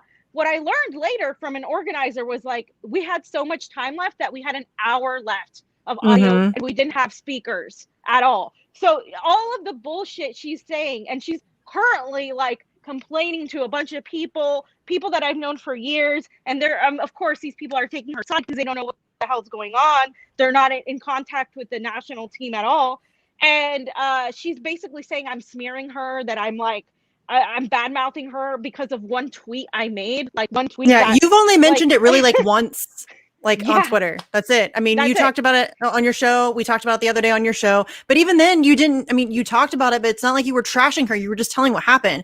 Like, it's not your Yeah. problem that she was like just A really problem terrible with to a lot of people. people. Yeah. Yeah, At Yeah, what it's point, just not to cut you off, but at what point are we going to actually require the people that are actually in charge of shit to be responsible for the shit that they do? Like, they all want to come down on us all the time and, you know, like make it into our fault or something. It's like, I will if you give guys credit would to have handled this National for shit- dealing with it. I mean, Yeah. for Yeah. for getting rid of her. I mean, I think that because that was, I'm sure that Yeah. wasn't because they're going to take heat for it. People are going to No, be they pissed are. off. They Yeah, are taking and heat for it. yeah, and that's unfortunate. I just want to mention too that they kept saying, "Oh, it has nothing to do with when she cut me off," right? Because then we all saw that she cut me off. When that it has nothing to do. You were over time. They're literally lying right now on Facebook because that's where all the shit libs go. Like, oh my God, you went over your time. I was actually under my time, and she only cut me off, and she took the mic from me too. She didn't just like cut the audio off. She literally snatched the mic from me. And That's she didn't do because of that to me. anybody else. And so then she so all of that happened, and then she's like, you know, saying like, oh, that it wasn't anything to do with what you said. But then I'm getting messages and asking from her and from others, mocking the fact that I mentioned Julian Assange. I have actual texts and people like literally saying, why would you think mentioning Julian Assange is good at a Medicare for All rally, but not mentioning AB 1400? Why do you think we're standing in front of CNN? These idiots didn't know that we have been talking to National for months. We were at fucking Force the Vote. This came out of Force the Vote since January. Like, what are you talking about? And these people, like I said, are the ones that bash anybody that criticizes the squad. They love the squad. You can go to their profiles and find how they love Nina Turner. They love AOC. They don't know what the fuck they're talking about. And so that's where we're at. And I just got threatened with a lawsuit for smearing Betty, apparently, by one of her the people that was trying. I'm like, go ahead. Like, Dude, the whole getting mad at too. you for mentioning Julian Assange and the fact that we still have to explain to grown-ass fucking adults that what's happening to Julian Assange impacts literally everything you want to fight for. Everything. I have to still keep explaining this to you. If you don't have a free and fair press and free speech, how the fuck are you going to fight for literally anything? And, you know, there was somebody on Twitter who I mentioned, Wendell Potter. I talk about him all the time because it's a huge example of why we don't have Medicare for all. This guy used to write propaganda for the health insurance lobbies and, you know, mislead the American public about the Canadian healthcare system. That was his job. That's a huge part of the reason why we don't have Medicare for all. And that is exactly what we're up against. If you can't combat that kind of propaganda, you're done before you even get started. And so what's happening to Julian Assange literally, I know that word is overused, literally impacts every fight that we face. That is the front line for everything. And I know I sound dramatic and I know I'm on my soapbox and I know that this is what I do, but that's the truth. Like, that's what's happening here. I think we can all see it. Look at all of this affects the entire First Amendment. Look at all the anti-protest laws that are across the country. That's part of it. Look at all the anti-BDS laws. Seriously, this impacts everything. Your free speech, freedom of the press, what's happening to Julian Assange. They're trying to silence dissent, period. And you're not even going to be able to have protests. You're not even going to be able to speak for Medicare for all. And the information that you get about the issues that you care about is going to be complete propaganda. And you're going to, you're done. You can't even begin to fight in those circumstances. So yes, Julian Assange impacts Medicare for all. And I'm sorry that you don't understand that, but that's where we're at. God, that pisses me off. Everything we do as protesters, as anti-establishment, it hinges on having freedom of speech. And now with the Biden administration naming everybody as a domestic violent extremist, do you not think like you're in danger of that? These people are so myopic. And they tried to say that I was trying to co-opt the march for Medicare for all and to talk about Julian Assange, which they didn't let me finish. I was saying there were more cops around us for Force the Vote and Julian Assange than there were cops in January 6th. And so because I even started saying January 6th, they were like, oh, she was trying to blah, blah, blah. It's so ridiculous. She had a bias, and some of her people had a bias against Pasta and I because we are very, transparent onto what we believe and what we covered and what we've As uncovered. you should be, by the way. So yeah, and you guys don't follow the establishment line, and that's the problem for them. And there's a lot of establishment people here who mask as progressives. I mean, LA is one of the worst, and I felt bad because one of the organizers who drove from Washington State was like, "I'm not back, so they're gonna send me away." Like, what are they? LA is such a, like, they were complaining about LA. Like, I know we've heard how bad LA is, but I didn't think it was that bad. I'm like, oh yeah, you guys should. No, I literally just said, I'm so sorry. I literally just said that exact sentence earlier. You can ask Steve before you came on. I said, I knew that LA was bad. I had heard stories, but I didn't know it was that bad. And I didn't know. Yeah, I didn't know. I mean, I guess I'm not surprised. It's LA. I would assume that there's going to be a lot of liberals there, a lot of shit libs, and that's the problem with where we're at right now, is that there's a lot of hipster liberals. Like Bernie Sanders convinced a lot of people that they're left. He made it cool to consider yourself left. And these people aren't really all that left. And listen, I hate labels, but if you're, standing for the squad and, these are imperialists, they're, authoritarian. That's not very left to me. Like, that's not left. I don't know when that became considered left, but it's like cheering on censorship and sanctions and shit. That's not very lefty, in my opinion. No. That's just my. No. I mean, no, and who co-opted the march? They did within. And I've worked with these people, and they did this during an AOC event where they kicked me out. And replaced me with somebody from Black Lives Matter, because specifically verbatim, they said we can't have two white looking people do. They said the same thing to Steve. But it was Pasta and I'm not white. And so they did this the one day we didn't attend the meeting, right? Like a day or two before the event, they did this. And what was I doing? I was working, I was bartending, and like they completely just like somebody came in there saying, oh, I don't feel represented, who had never attended the meetings. They gave that spot to her. And they literally, like, somebody leaked the messages. Well, Fiorella isn't really like a person of color. Stupid shit like that these people fucking did. I haven't forgotten. They did it again. These same exact people did it again to these organizers. Now they had an emergency meeting where they only had it in their LA little messenger, where they didn't include the national organizers. They had it in their little LA messenger, and they had an emergency meeting over us. Okay. And then decided that they were going to pull this whole thing and do all of that. And that's what they're not being transparent about. They're not talking about their little fucking shit. And so that was the whole thing that they did. They changed the logo. You can look at the LA logo versus everywhere else and how it looks different. They put all their little organizations on the logo. They went behind their backs and pretty much co-opted it to be AB 1400, not a national march for Medicare for all. Yet they have the audacity to say that National co-opted it, and that I was trying to talk about Assange, so I was co-opting it, when I mentioned him for 1 second at the very end, right before I got cut off. Whole Washington didn't even co-opt it, did they? Like they're like a huge part of the organization, but they didn't like make it all about the Washington, like, right? I mean, I don't know. I didn't attend all the rallies, but they didn't. They kept it like a national message. That's what it was supposed to be, like a national call to action for Medicare for all, not like, let's get this state. I mean, if you want to do that, hold your own state. This is our state healthcare bill. Let's have a rally. Like, don't, come and bring in your own shit. Yeah, go ahead. I for reasons previously stated, I abhor racism of all kinds. And the reality is like the people on the right-wing people, the actual racist people, those people, they use this shit, and like they talk about how they're just trying to silence white people. They're trying to take things away from us. And it's mostly bullshit, right? It's like, it's almost entirely bullshit. But then every now and then, these groups like this do stupid shit like this, where they're judging somebody based on like, she looks too white or whatever. And it just fucking feeds in to this racist narrative. And we need to defeat that narrative. We need to fucking defeat it. And like, that is a scourge on our society. And these stupid assholes through their myopic worldview are going to sit here and like actually strengthen it, Identity politics is bullshit.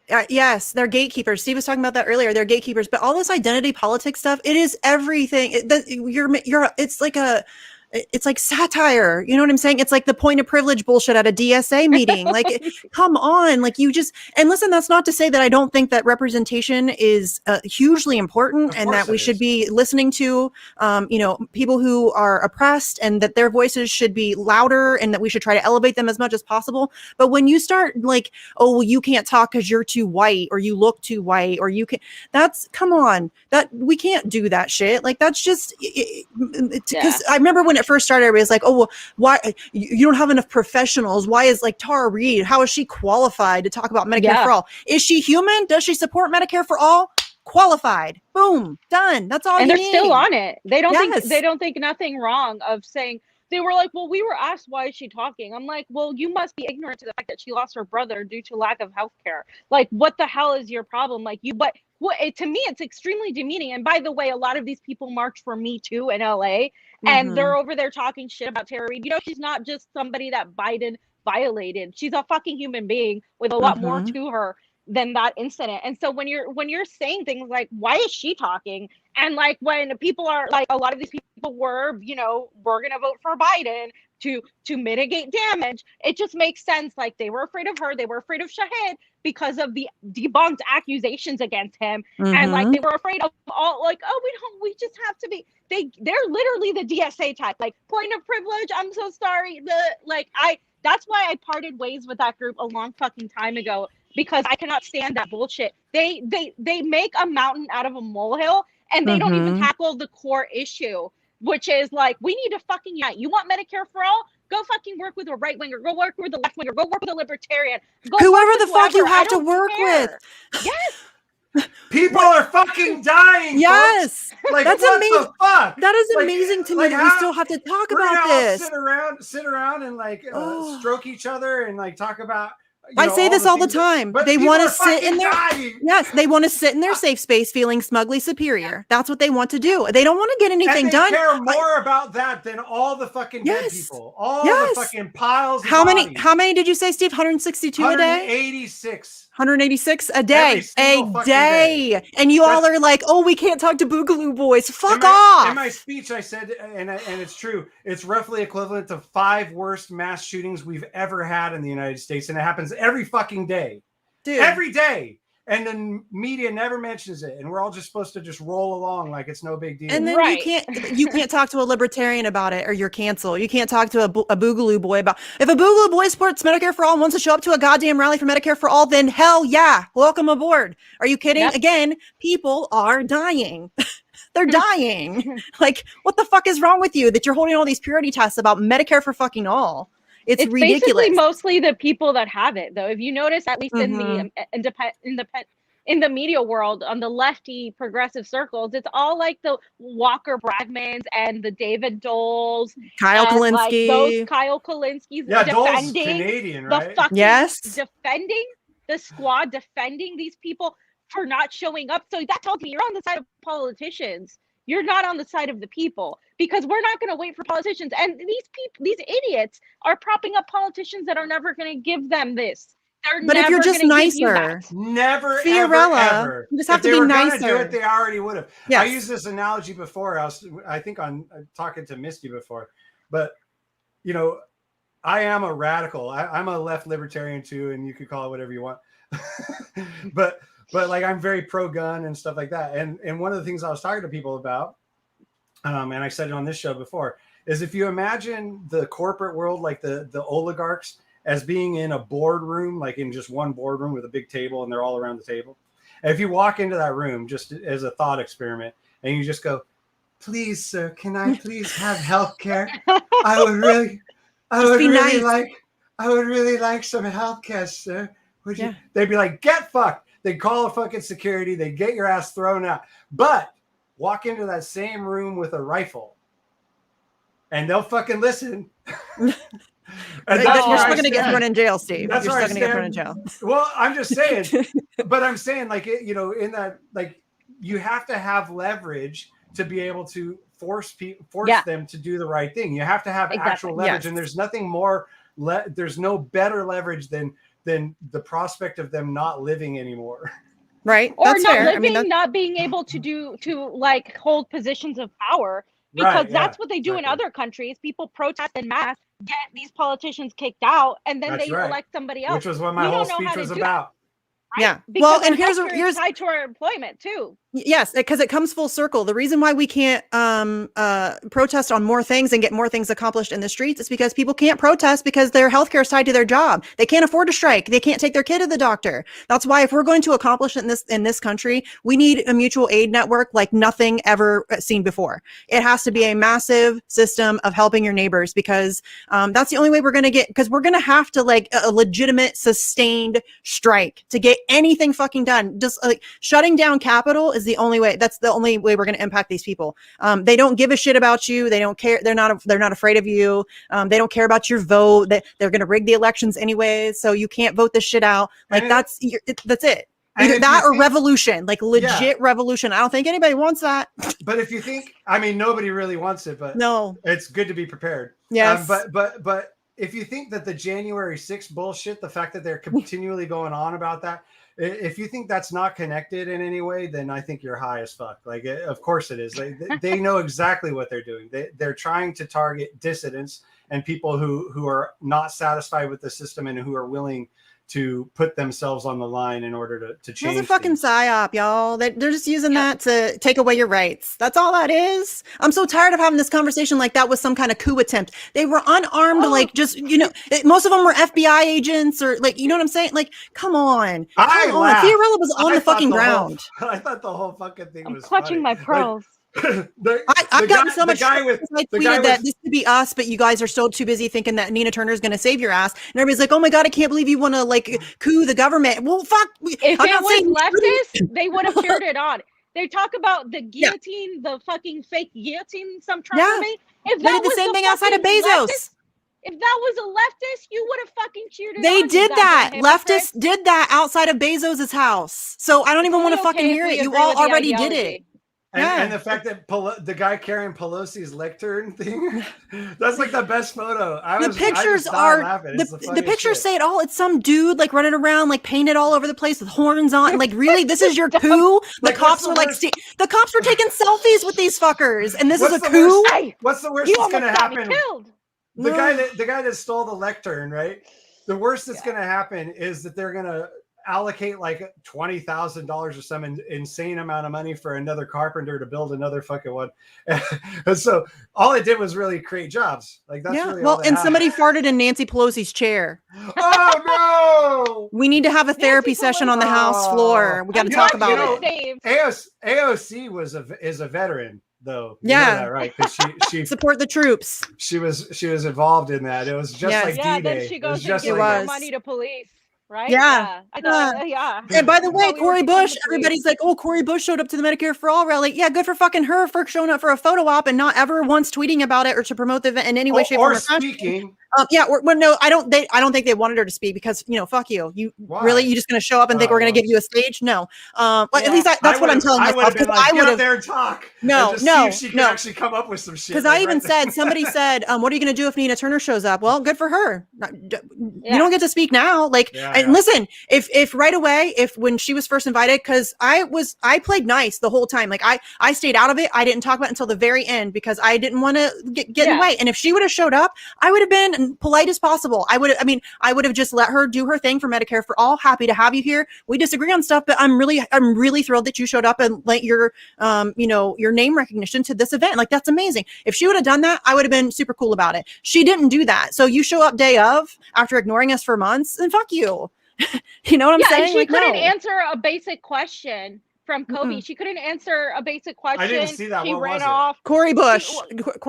Yeah, tell me what happened because I didn't see it. Go ahead, because you interviewed Kobe. Force the vote. Yeah, he asked her about force the vote. He asked her 2 questions, and he was really nice. And he was like, "Look, he's very nice because he had our shirt. It said anti-imperialist, and so he goes up to her and he's like, "Hey, can I ask you a couple questions?" And she goes, "Who are you with?" And he's like, "Oh, I'm just totally independent." And he's like, "Look, I'll even tell you the questions I'm going to ask. That before way I ask comfortable." Them. Yeah. And so he's like, "So, what brought you here?" Was the first one, and then the second one was like, why didn't you support force the vote? Something along. Or what would you say to your critics over force the vote or something like that? Over force the vote. Yeah. And she said, "Well, I'll answer the first one." And then he's like, why not the second one? And then, you know, like she was like, oh, well, it was just a invented thing to divide us. It was really nothing. Manufactured division. She brushed the shit off. So yeah, she called it manufactured division, just like Nina called it like a project or something. Said we're doing projects that are achievable right now. And so, you know, when Joy finally like was speaking about force a vote, and then he shouted out, Cori Bush doesn't support force a vote, blah blah blah, and then that's when she slowly like she left back and then left. And like that's the thing, like we need people like that to call them out. That's a concerned citizen, a person like that's a constituent that cares and wants to know why the hell. And if you can't face your constituents, you don't deserve to be in office. And the people, it's not enough for you to show up for a photo op. No, because she didn't tweet about it before, during, or after. Plenty of opportunity. They contacted her many times trying to get her to attend the rally and to speak at it and all that stuff. She had plenty of opportunity to support this event, as is Nina Turner. If she has a scheduling conflict, okay, she wants to be in her district, okay, I'll give her some leeway on that. You can at least fucking tweet your support about the event. Jesus Christ. This is an issue that you're currently right now running on, and you can't even just put out a tweet. I mean, it's fucking ridiculous. And they don't care about us. No. So they don't. But you can't be mean about it, right? Yes, you can. So many videos of all these idiots saying, "Oh, but he was rude and mean." It's like, I'm sorry, people are dying. Here we go again. Like he wasn't even rude or mean at all. I don't know if you guys know Kobe. Kobe is one of the chillest, nicest. He seriously is like the nicest, sweetest. He's very like upbeat and friendly and like positive. And seriously, he's like everything I'm not. He's he's the opposite of me. Like real talk. I mean, there's many times where he'll come in and be like, yeah, but don't you think that they mean well? And I'm no, Kobe. He's like that guy. I love him, but he's that guy. He was not rude. He was not mean to her. And I don't give a fuck if he was. They deserve it. These people who keep telling me that I have to be nice to these motherfuckers. I don't have to be nice to these motherfuckers. They work for me and they're failing. They're failing people right fucking now. Again, people are dying. And I'm supposed to be nice. Every fucking day. I'm done being nice. I was nice to AOC and the squad in 2018. I donated to AOC's campaign. Real talk. And so I don't want to hear that I have to be nice. I gave her a chance. She's the one that fucking blew it. People still don't have Medicare for all. They had the prime opportunity to use the tiny bit of leverage that they have in the House to force a vote just to get a vote on Medicare for all in the United States of America in the year 2021 during the middle of a fucking pandemic. And they couldn't even be bothered to do that? Are you joking me? And I'm supposed to be nice to them? Fuck off. No, I'm done being nice. Misty, you have to understand it's more complicated than what you're behind trying to make it out to be. You know, it's very committee appointments. They don't have enough of them. Yeah. Do you expect to solve all the You're problems? not just being need Nina. fair. God damn it. I made this point yesterday on the Vanguard podcast yesterday, which is they're like, well, what do how are we going to, like, climate's a problem, all this other stuff. I'm like, yeah, no shit, right? And they're like, well, how are we going to get enough independents in there to be able to swing votes and this sort of stuff? And I'm like, here's the two choices. On one hand, if you want to wait for these people, the establishment, anybody who's in there currently to get this shit done, that's an infinite wait. It's never going to fucking happen. Mm-hmm. It's not going to happen. I said, as of like last year, the year before, whatever, it's close enough though. There were like 115 or 120 people in the Progressive Caucus. It might even be less than that. In the actual Congressional Progressive Caucus, but it takes 218 votes to pass anything in the House. And a lot of the people in the Progressive Caucus aren't even supportive of Medicare for all and shit like that. They had Robert Kennedy was in there. Yeah. No, they're not progressive. You can just say, I want to be in this caucus, and then you're in the caucus. There's no like requirement, right? No. So it's about whether or not it's advantageous to you to market yourself that way to your home district or whatever, to be able to stay in office. And so I'm like, but even if we assume that everybody in the Progressive Caucus is on favor of this shit and is genuine about it and is all this other stuff, which is a massive assumption, we're still talking about like gaining a couple seats a year or whatever. That takes we'll so all fucking be dead long. By then. How many people are going to die? And all the ones that are in there now will be retired before that happens anyway. Yeah, and like, filthy fucking rich. It's a fucking bullshit idea. The whole thing is just fucking dumb. You got to look at the big picture and understand that we have to do something completely fucking different. With incrementalism. I'm done with y'all who want to reform some shit and slap a couple. Steve Poikonen says slap a couple shiny new parts on a system that's designed to kill you every couple years. I'm fucking done with that shit. Listen, I don't know. First of all, I don't know why Americans are willing to accept the way that things are now. Like, it doesn't have to be this way. All you got to do is recognize the power that we have. No, I mean, if you deserve more. You deserve like $30 an hour. You deserve to be able to see a doctor. You deserve housing. You deserve all of the good. This is the richest country in the world, and we can't even take care of our. We can't even take care of our own people. We just gave the fucking military another like $28 billion a year on top of like $743 billion. And you're telling me that we can't make sure that people can see a doctor in this fucking country? Our priorities are so fucked up.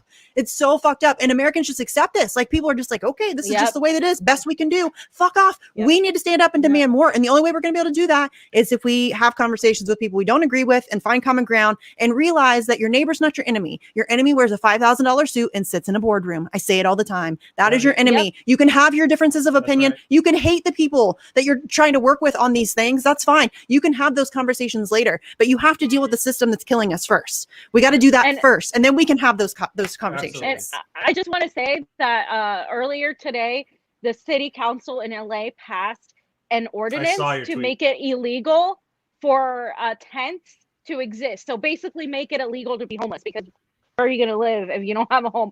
And like, the shelters fill up easily. People don't want to go because they have ridiculous curfews, and like they basically live in like prison if they go to a shelter, or if they go to these certain programs called program room key, where they don't even have a key. They're let in, let out. You can't have they're isolated from people. Like, it's just a shit show. They'd rather go to jail where they can at least be visited by people.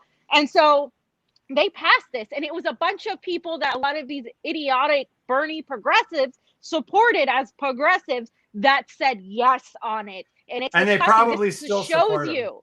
Yeah, and it shows you like this isn't working, guys. And you know what? The poorest people see it the most, because they don't even care. They told me, like, we don't even care about COVID. Like, we're seeing these people try to push the jab, and like, where's our healthcare? People are dying without their insulin. We can't even have like a tent now, and you're worried about me getting a jab? That you're telling me that it's because you care about my health? No, you don't. You're not showing us you care about our health. That's what I'm saying. It's like, they get it because they have no other choice but to get it. And once it starts with them, guess who they're coming after? Every fucking other working class person who's one paycheck away from being unhoused. And that's the reality that these people don't see, that they're letting themselves get divided by, you know, vax, unvax, black, white, like left, right, like, fuck, we don't have time for that. This shit is happening right now, is encroaching fascism. And if we don't stop it, if we don't unite to fight against it, we're all fucked. Wait a minute. I thought we voted we're already all fascism fucked. out. Did we vote fascism out? I thought for sure we voted it out. We did it! Way to go, guys! Woo! You guys, you can't vote your way out of fascism. And Fee said encroaching fascism. We already have fascism. Like, you live in like it's a different kind of fascism. It's very kind of covert. It's not in your face, but you live in it every single fucking day. Dude, and we're already pretty screwed. Like, you know how often I quote George Carlin, because I love George Carlin, like he's my own father or something. But he said on Bill Maher's show, when he was still alive. I was about to say when he was still alive, which of course. But he said on there, he said that when fascism comes to America, it's not going to be in jackboots and suits or whatever. It's going to be in happy faces and smiley shirts. Yeah. You know? No, I mean, what do they say? It comes wrapped in an American flag. That's what I mean. Yeah. Listen, Joe Biden's about to pass like the Patriot Act 3.0, and he's got this domestic violent extremist bill thing that he's got going on, and we're still blowing shit up all across the globe. And you live in fascism, and your vote doesn't matter, and you're propagandized on a regular basis. 5 or 6 companies control 90% of your media. It's probably worse than that now. That's several years ago. Yep. Yeah, they're trying very since then, I'm yes, sure. They want to control the entire narrative, and that's what makes. I'm going to circle back to it. That's what makes Julian Assange so important, because that's right there. That's a turning point. If he's allowed to be extradited, if he's allowed to be charged under the Espionage Act, if he is jailed, for committing journalism, that is the end of the First Amendment. And by the way, he's not even fucking American. No. Like, how does any of this shit work? I don't even understand. Like, Well, how they want to justify... be able to charge him under our laws, but afford him none of the protections of such. That's essentially what they're seeking: global control over information and journalism, global jurisdiction over information and journalism. Which period. Is why, by the way, the Democrats get along so well with big tech and all that shit too. Because, and I had a friend. Okay, so I have a friend who is from Italy. I don't think he would want me to tell people his names because he's smart, but he lives here in California. He lived here with me for a while, but he's older than me. He's from Italy. He moved here in his 30s. But while in Italy, he got his bachelor's degree in American history and his master's in political science. So I pick his brain all the time because he knows way more than me. He's way smarter than me. And I'll get like an inkling of something. I'm like, hey, wait a minute. And then I call him. I'm like, what's going on with this? And he, out of the blue, a couple months ago, sent me some text messages. He was like, I figured it out. And I'm like, what? And he said, you know, because I always talk about how the two parties work for the same people, and it overall is the same. But what he pointed out is that there is a nuanced difference, because conservatives, the Republicans specifically, the rich people that they mostly work with are old money. It's real estate, oil, steel, shit like that. It's the old money stuff, and so that's why they're anti. And according to my friend, and I think he's right, that's why they're so anti-immigration and all this stuff, because it's all about like, keep me to protect what I have, right? It's like, you know, keeping people out. And then he goes, and the Democrats, you know, the reason why, at least in rhetoric, they're for open borders and things like that, at least in how they talk about it, is because they're the new money. So they get supported mostly by the tech companies and by you know, Wall Street banks and stuff like that weren't so powerful, you know, long ago. And so it's mostly new money. And so that's the two sides really that we're seeing fight it out, is really just about like the old money versus the new money. And when he told me that, I was like, fucking, that seems really smart. And I tried to poke holes in it for the longest time. And it's not that it's an exclusive rule, but I think that is the tendency. I think that they go like they I think that there's, for the most part, both parties are owned and operated by the exact same people. But there is like slight variations where, you know, oil's more, they support both, but it's more like right wing or like blue dog Democrats. And then big tech usually just supports Democrats and maybe some, you know, a couple, I don't even know how many on the right that I don't know. But that's because big tech wants open borders, because they want to control the information. They want to control, you know, everything around the world, and that fits perfectly with what the Democratic Party also wants. There's global capitalism, and then there's like nationalist type of capitalism, right? And so the global capitalists are the ones that are like all about like the Great Reset and all about like what's happening in Davos, because they want, like, you know, not to be it's not conspiracy, but it's like they want to connect all of the oligarchs and control all of the populations. Because again, just like the working class across countries has things in common, the oligarchs in countries have things in common. And so that's why they create these conferences where they can, you know, find ways to manipulate people into submission. Oh yes, everybody just comply, everybody just do what's needed. That's why they have these orgs like the Sunrise Movement that are a subsidiary of the Sierra Club, and they revamp it for the younger generations, but it's essentially the same bullshit thing where they're privatizing a lot of our natural resources, and the natural resources mostly of other countries that have, like, in the global south. And so that's what people need to see. And when you say things like that, and you talk about the deep state and all of these things, they're like, oh my God, you're a conspiracy theorist, blah, blah, blah, blah, blah. But it's like, no, this is actually, you can actually go watch these videos for yourself. You can actually do the research. It's all there. Yeah, Klaus Schwab wrote a fucking book. He wrote a book. Like, he's not shy. You know what I'm saying? You will eat bugs and you will like it. Like, he said it out loud. Yeah. Like, they're not shy about it. But what does Rachel Maddow think about this? That's what I want to know. Everybody wants to know. She thinks the Russians are here right now. She thinks it's the Russians' fault. Hey, in 2022, they'll cheat too. I know. Yeah. I know. I don't want to eat into Fiorella's time or anything like that. But can I? Because we've gone around my speech unintentionally. Yeah, we can. Can I just we can read do that it real quick. Fee, do you need to go? Are you good to stick around, or just hang out for my speech? Is it just a few minutes? Okay. Yeah. Cool. Okay. Yeah. Yeah, because usually I end at 9, but Sleepy's not here, so I don't have to worry about it. He's sleeping. I'm just gonna. Sleepy is sleeping. Sleepy. That's weird. Yeah. So I'm just going to read it. So it's not going to be maybe quite as impactful, but Right. I came out, I said, hi, everybody. My name is Steve Cox. I'm an independent running for Congress in California's 39th Congressional District. And I thank people for coming out. And then I started with who's ready to get radical, because I figured at that point they would let me know if I was in the right place. and they cheered. So this is what my thing was actually for. So I said, we're here for Medicare for all. So let's hear Medicare for all. And everybody chanted it. I said, what do we want? And they said, chanted. I said, what do we need? What do we deserve? Right. And chanting Medicare for all. And then I started in on the data, which is all this stuff in the thing is where we're going to go. So I'll just go with it. According to a study released by Yale and a couple other universities last year, 68,000 Americans die every single year for lack of affordable health insurance. That's 186 Americans who die preventable deaths every single day on average due to their inability to pay for medical care, even with insurance. So I was going to say that number out loud with me. And I was going to try and get everybody chanting 186, but I was getting rushed through the thing. So 186. That's about the same number of Americans as were killed in the 5 worst mass shootings in our nation's history combined, except it happens every single day and the press never mentions it.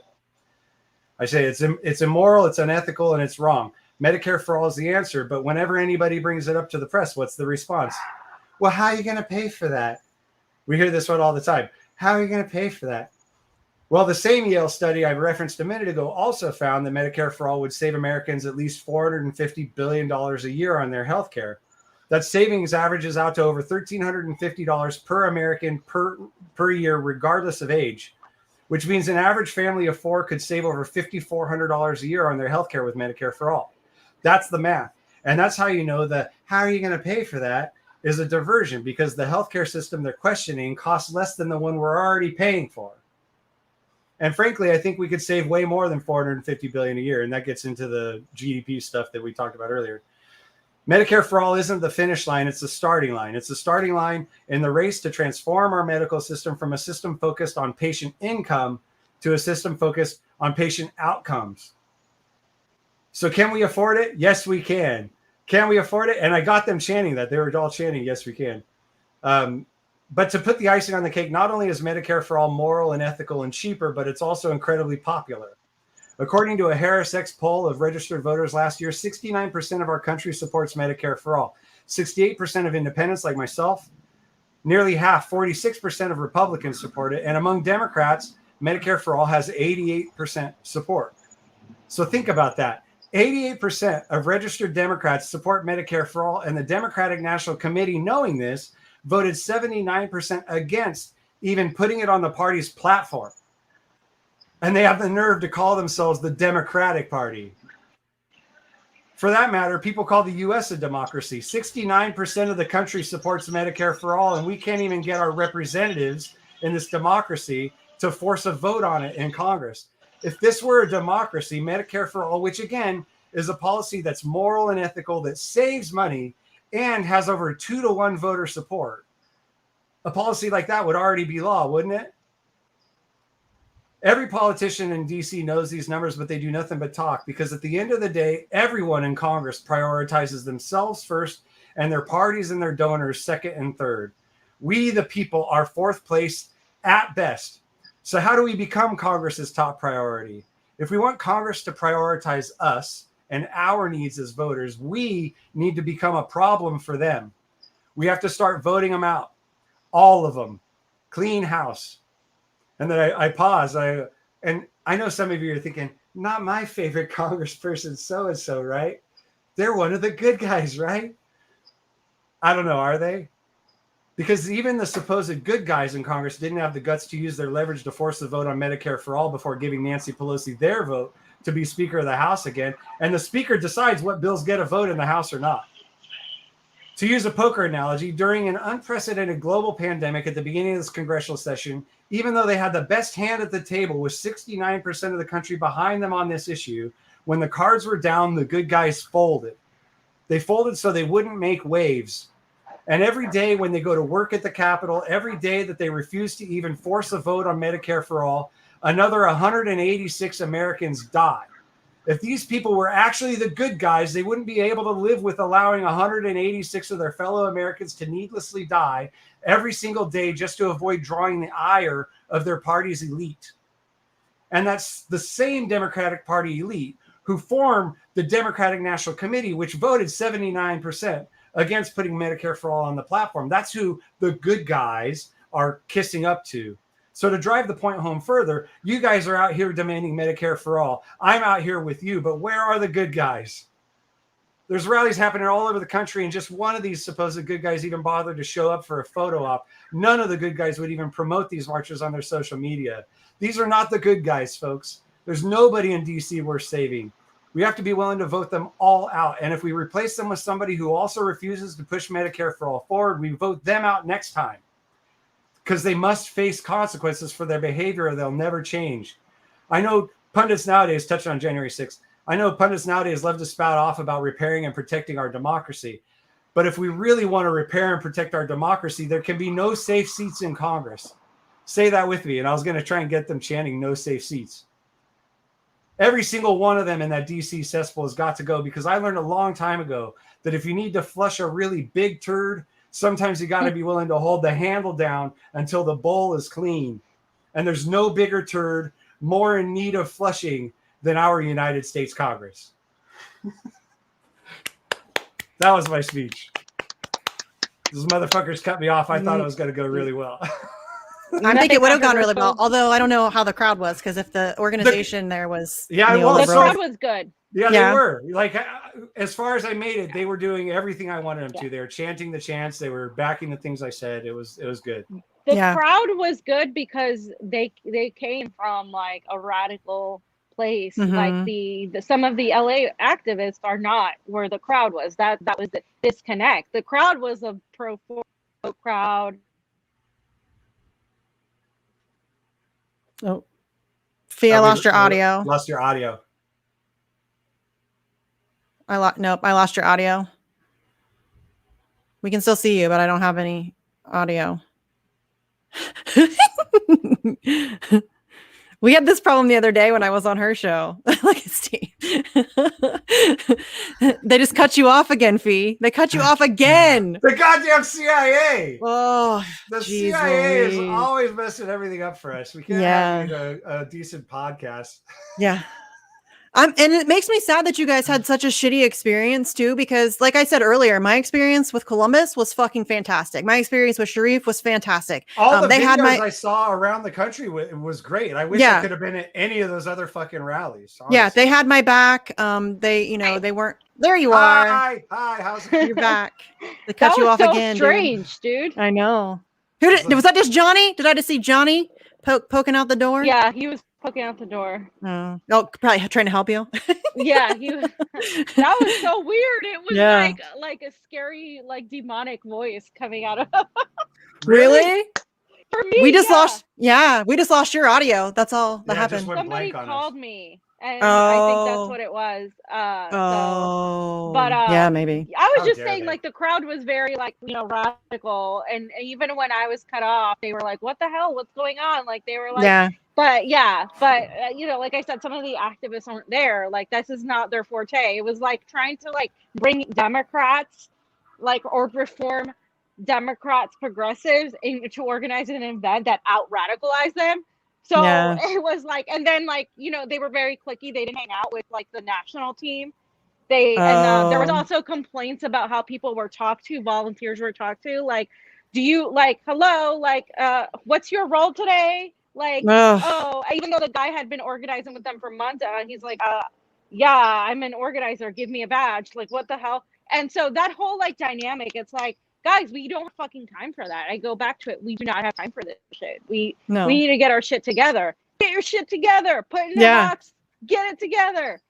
Yeah, seriously. And it sucks that you guys had such a shit. I was just telling Steve, it sucks that you guys had such a shitty experience. It seems like LA was really the only at least that's the only place I'm really hearing terrible things of. There's been rumors about Florida, the Tampa rally, I think, but I haven't been able to confirm any of that shit. Like people keep saying that they kick people out for having like communist shirts on. I've contacted some of the people that were supposed to have been the people kicked out, and they're like, no, that wasn't me. So I don't know what happened there. If anybody has any like legit information, I'd love to hear it.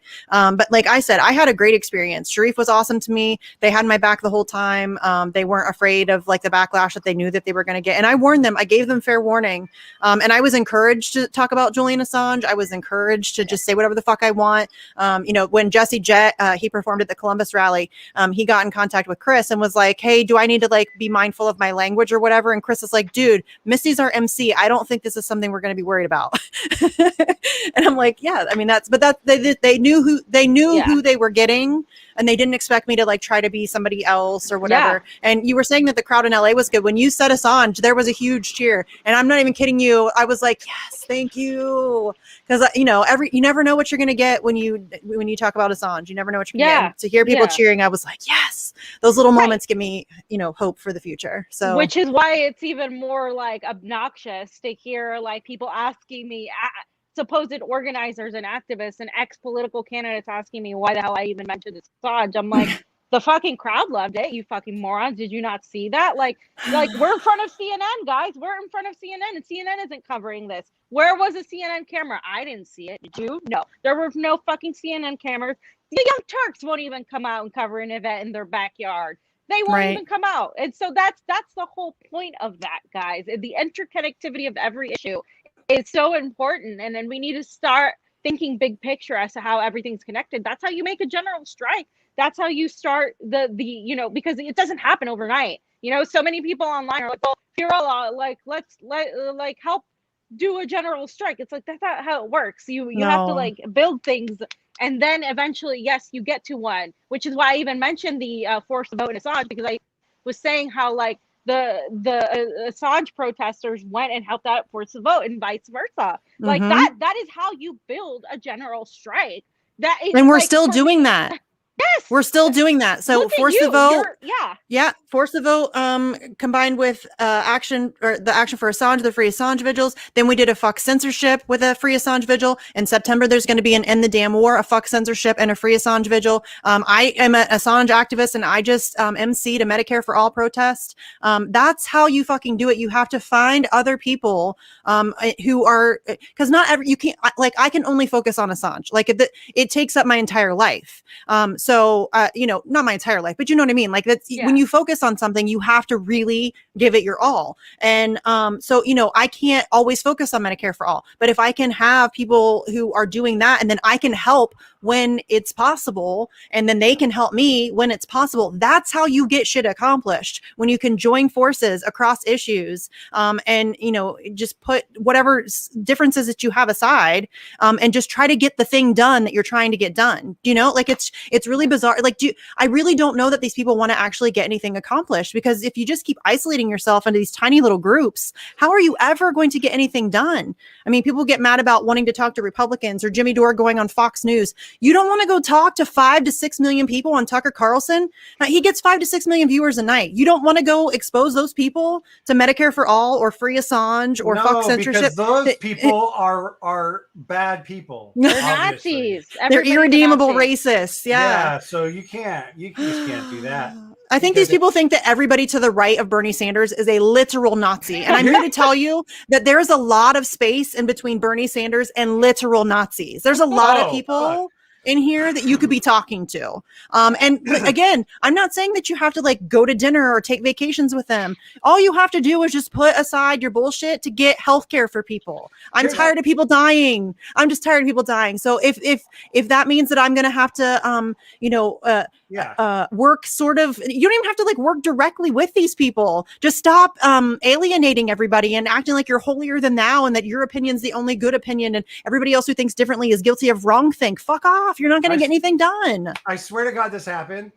What I'm about to say is going to sound like a lie. It does to me still, but it legit happened. There's a, I hear my daughter. Daphne. Yeah. I just heard her. We got to wrap. Hold on. We got to wrap anyway soon. Just say hi to okay. Daphne. Okay. Daphne. Daphne, come here, kid. She's so cute. Ah. She's so cute. Oh my god. Uh-oh. She's the cutest kid. Oh. Hi.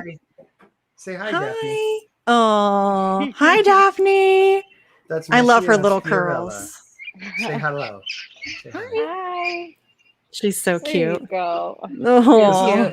This is all the motivation I need to fight for anything. Yeah. You know what I mean? That's Yeah. it. If you want to get Steve fired up, talk about his kid. Oh, dude, it's crazy. But here, Daphne, over here, attention. ADD kid.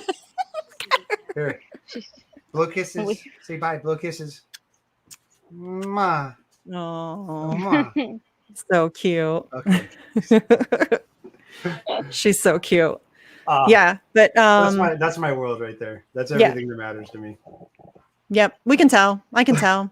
Well, Okay. Anyways, no, I was just a real quick thing. Oh, yeah, right. I got asked to go to a right-wing radio station, like a talk radio right-wing candidate thing, right before the shutdown last year. So it was like early March or late February, something like that. And I didn't know when I accepted that it was like a right-wing thing. I would have still accepted, but it was still surprising when I looked it up like the day before, and I'm like, oh, okay. And the thing was, there was 2 independents in the whole place. Everybody else was Republican. Not a single Democrat showed up, even though they were definitely invited, because California state law says, like, if you're going to hold one of these type of things, you know, as an independent, whatever, you have to invite whoever, right? So no Democrats showed up. But the two independents was me and one other guy. We'd never met each other, never discussed anything with each other, weren't even aware of each other. And our positions on every single issue lined up like 100%, which was crazy because I always thought that only happened like in parties when people force people to have, you know, the same opinions on things. But he and I were exactly on the same page. He was a Hispanic guy who lives near San Diego, running for Congress down there at the time as an independent. But the thing is to start the event, when I was up there, they asked me to introduce myself. I said, hi, my name is Steve Cox. I'm running for Congress as an independent in the 39th Congressional District. And I'm not a Trump supporter. And I said this to a room full of hundreds of people, like 2/3 of them were wearing Trump hats, right? And I could see it, like you're sitting right here. I'm up on a stage and I could look at, it's all Trump hats, right? And I said it anyway, because I wanted to see what would happen or whatever. And they booed me. They were like, boo, you know, and I just sat back like this, like, all right, like just waiting for him to finish. And the organizer guy, the moderator, you know, got him to shut up. But I swear by the end of the thing, I had 80% of them nodding their heads when I was talking about all the stuff that matters, the healthcare, you know, the wars, all this sort of shit. 80% of them were like, that's a really good, you know, like this is the face I'm getting from them. I could see them, you know, they're just like, yeah. And I'm just like, you know, what the fuck? So at the end of it, all the candidates that were there for all these various offices as judges and all kinds of shit. All of us were there. We all had a spot at a different table, like where we had our, like, you know, paraphernalia that we could just hand out or whatever. And all the Republicans had literally nobody at their we had lines. Me and the other independent had a line from where we stood behind the table, even though we didn't support Trump and we flat out told him we didn't support Trump. We had a line and everybody was just asking all these questions. They just wanted to know all these different things. And all the Republican candidates that were in the forum left. They just walked out with all their shit. Nobody was even talking to them. And you know, you have these sorts of experiences, and I wouldn't have had this if I wasn't just continually doing this running for office shit, right? But it starts confirming a lot of the shit that we're talking about. It's like all these things, you know, there is a coalition that we can build. That doesn't mean that we're going to agree with everybody on every issue. It doesn't mean anything like that. But I think that once, especially as an independent, and I might be biased there, but in my experience as an independent, you present yourself to people and you're not the enemy. You're not a Democrat, right? So if they're Republicans and they hate Democrats and you're a Democrat, they're not going to fucking listen to you. But they will listen to independents, and Democrats mostly listen to independents too. And you know, but they won't listen to Republicans. And so you know, you can build a coalition. I think independents legitimately could be bridges in the electoral side of things, you know, instead of walls, but, you know, bridges to try and draw people together. And I really fucking, you know, all the time, every time I get shit on by some establishment, somebody or you know, some you know, rally fucks with my speech, or, you know, any of these number of things that happen, it's just like, you know, it's so fucking discouraging because it's so hard already to fight against both of these behemoth parties and all their big donors and all this other shit, and try and get a message across and try and get heard. And then to have all these disingenuous assholes, you know, disrespecting the fight that I put on, the fight that Fiorella puts on every day when she's, you know, she's doing her advocacy. And it's really fucked up. And, you know, if people want to get mad at me or Fiorella or anybody else for being angry, fuck them, because I'll fight them too. I will fight every motherfucker. I will fight every motherfucker. Yeah, I was told recently that I'm too mean, and I don't really give a shit. Well, I'm not here to make friends. That's why it's such a threat when you have a movement of people who are across the board and have that same sentiment where you're like, no, we need to work with anybody. And when you bring in, I've had the same experiences all the time talking to Republicans when I talk about elections, when I talk about foreign policy, when I talk about a lot of things. I went to that a Better Discourse event. I had a lot of Republicans clapping and cheering for me, even though I am way left. And like I have communist views that are like clapping for me. Little do they know. And that's the thing. Like if you take away all the labels, right? You just automatically talk to a person, human to human. This is my problem. This is your problem. We all have the same problems. It won't matter. At the end, it won't matter because it's about the fucking issues. It's about the policy. And we're all, you know, in the same boat, essentially. Yes. And that's the reality. Yeah. 100%. They spend an awful lot of time convincing us that we're not, though, and that we are each other's problems, and they want all of us focused on being mad at each other so that we don't focus on the man behind the curtain. And that is again literally the oldest trick in the book. It's divide and conquer, divide and rule. And it's so they're so obvious about it, and it's really frustrating to me that more people can't see it. But I do need to wrap up. We've been going for over 2 hours. I have an interview at 10 o'clock. Steve, do you want to tell everybody where they can find your website and all that stuff? Oh yeah, my website's voteforcox.com. I have a link. I need money, man. You guys, all the left has given up on electoral politics, and I can't raise any fucking money. And I'm just like, like, you know, it really sucks. And I really need to raise some money, otherwise this campaign is gonna fucking go away, and I'm just gonna move somewhere into a commune or something. And just that's probably a better idea. Yeah. You know, but so I do need some money. But in terms of where, like, you know, where you could actually find me as a person, like I wherever Daphne is. That's always where I'm going to be. And you can check out his Twitter feed for occasional videos of Daphne being super duper cute. She has the best facial expressions. She cracks me up. She has my eyebrows. I can do these things with my eyebrows. Like, and she gives like these really sassy, like really looks, and it's really funny. She's amazing. She does side eye. If she doesn't know you, she'll be like, it's cute. That's like I love a girl with a strong side eye. I love it. I love it. She's got a major attitude. Yes. All right, Fee. I think everybody knows where to find you, but do you want to tell everybody where they can find Convo Couch? And then do you have anything coming up? Like anything super cool? Or I will be we're doing our thing. There's so much going on. But look out for our articles. Look out for I just did press TV with Marwa Usman. Yeah, it was awesome. We talked about Toka. That it's insane how crazy they can log into your phone, any of your applications, any of your electronics. So look. I put it on my Twitter. Look that up. It's a really good conversation. But Convo Couch on Roxanne, the Convo Couch on YouTube, and of course on Twitter. And yes, we'll be covering the eviction and houseless crisis right now that's happening. It's going to get much worse in the next coming months. So yes, it is. So again, mutual aid. 41 days or something like that. Is that yes, it's going to get so bad. Please, y'all, if you can do mutual aid, whatever it is, feeding people, if you got a tent that you can spare, or a sleeping bag, or I mean, once winter comes around, if you got blankets or whatever, we have to have each other's backs because nobody's coming to save us. So it's going to take, taking care of your neighbors and your community. And I know that sounds really preachy, and I'm sorry, but that's where we're at. I don't really have much. I think the only things things I really want to mention is if you haven't checked out the Daniel Hale case, please do. He was just sentenced to 54 months in prison. He shouldn't have any months at all in prison. He should be free.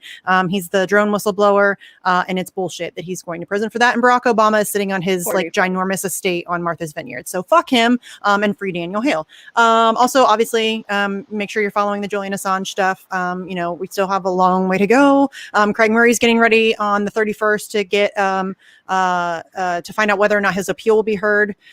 So he's facing 8 months for doing journalism in the UK. So definitely support him as well. Daniel still has his billboard fundraiser in North Carolina. If you can support that, that would be excellent. And as always, if you can, please go to Sleepy Josh's Twitter feed. It's at abortu, ABORTU. He has a link to his Buy Me a Coffee there. If you could go and support him, he is the best tech ninja in the whole wide world. I could not do this show without him. He's not here tonight because he's just had like a rough day, and so he's sleeping. You know, Sleepy Josh is sleeping. But yeah, if you guys can go and support him, he does a lot for a lot of people. So it's really cool if you guys can go and just, you know, shoot him $5 for a coffee or whatever. You know, I always like to try to give him a little shout out. So I think that's all I have. Next week, we're going to have my friend Lucas on. He's been on before. It's always fun to like just bullshit with friends. So he's going to be on next week. I don't know who's coming up after that. And then I'm leaving here and going to interview Reed Coverdale with Jesse for Facts on the Ground. Nice. So yeah, look for that interview. I'm talking to a libertarian. Actually, he's an anarchist now. So I'm going to talk to him about that transition for him tonight. So yeah, look for that video. That'll be coming soon. Yeah, I'm excited. I'm really pumped for all my trolls to freak out that I'm talking to somebody who has a different opinion than I do. Yes. Pearls. Okay. I know, right? Okay. So yeah, that's all I have. And I'll just catch you next week, guys. Thanks for coming on, Steve and Fee. You guys are amazing. I love you both. Love all right. you too. And we'll see you next week, everybody.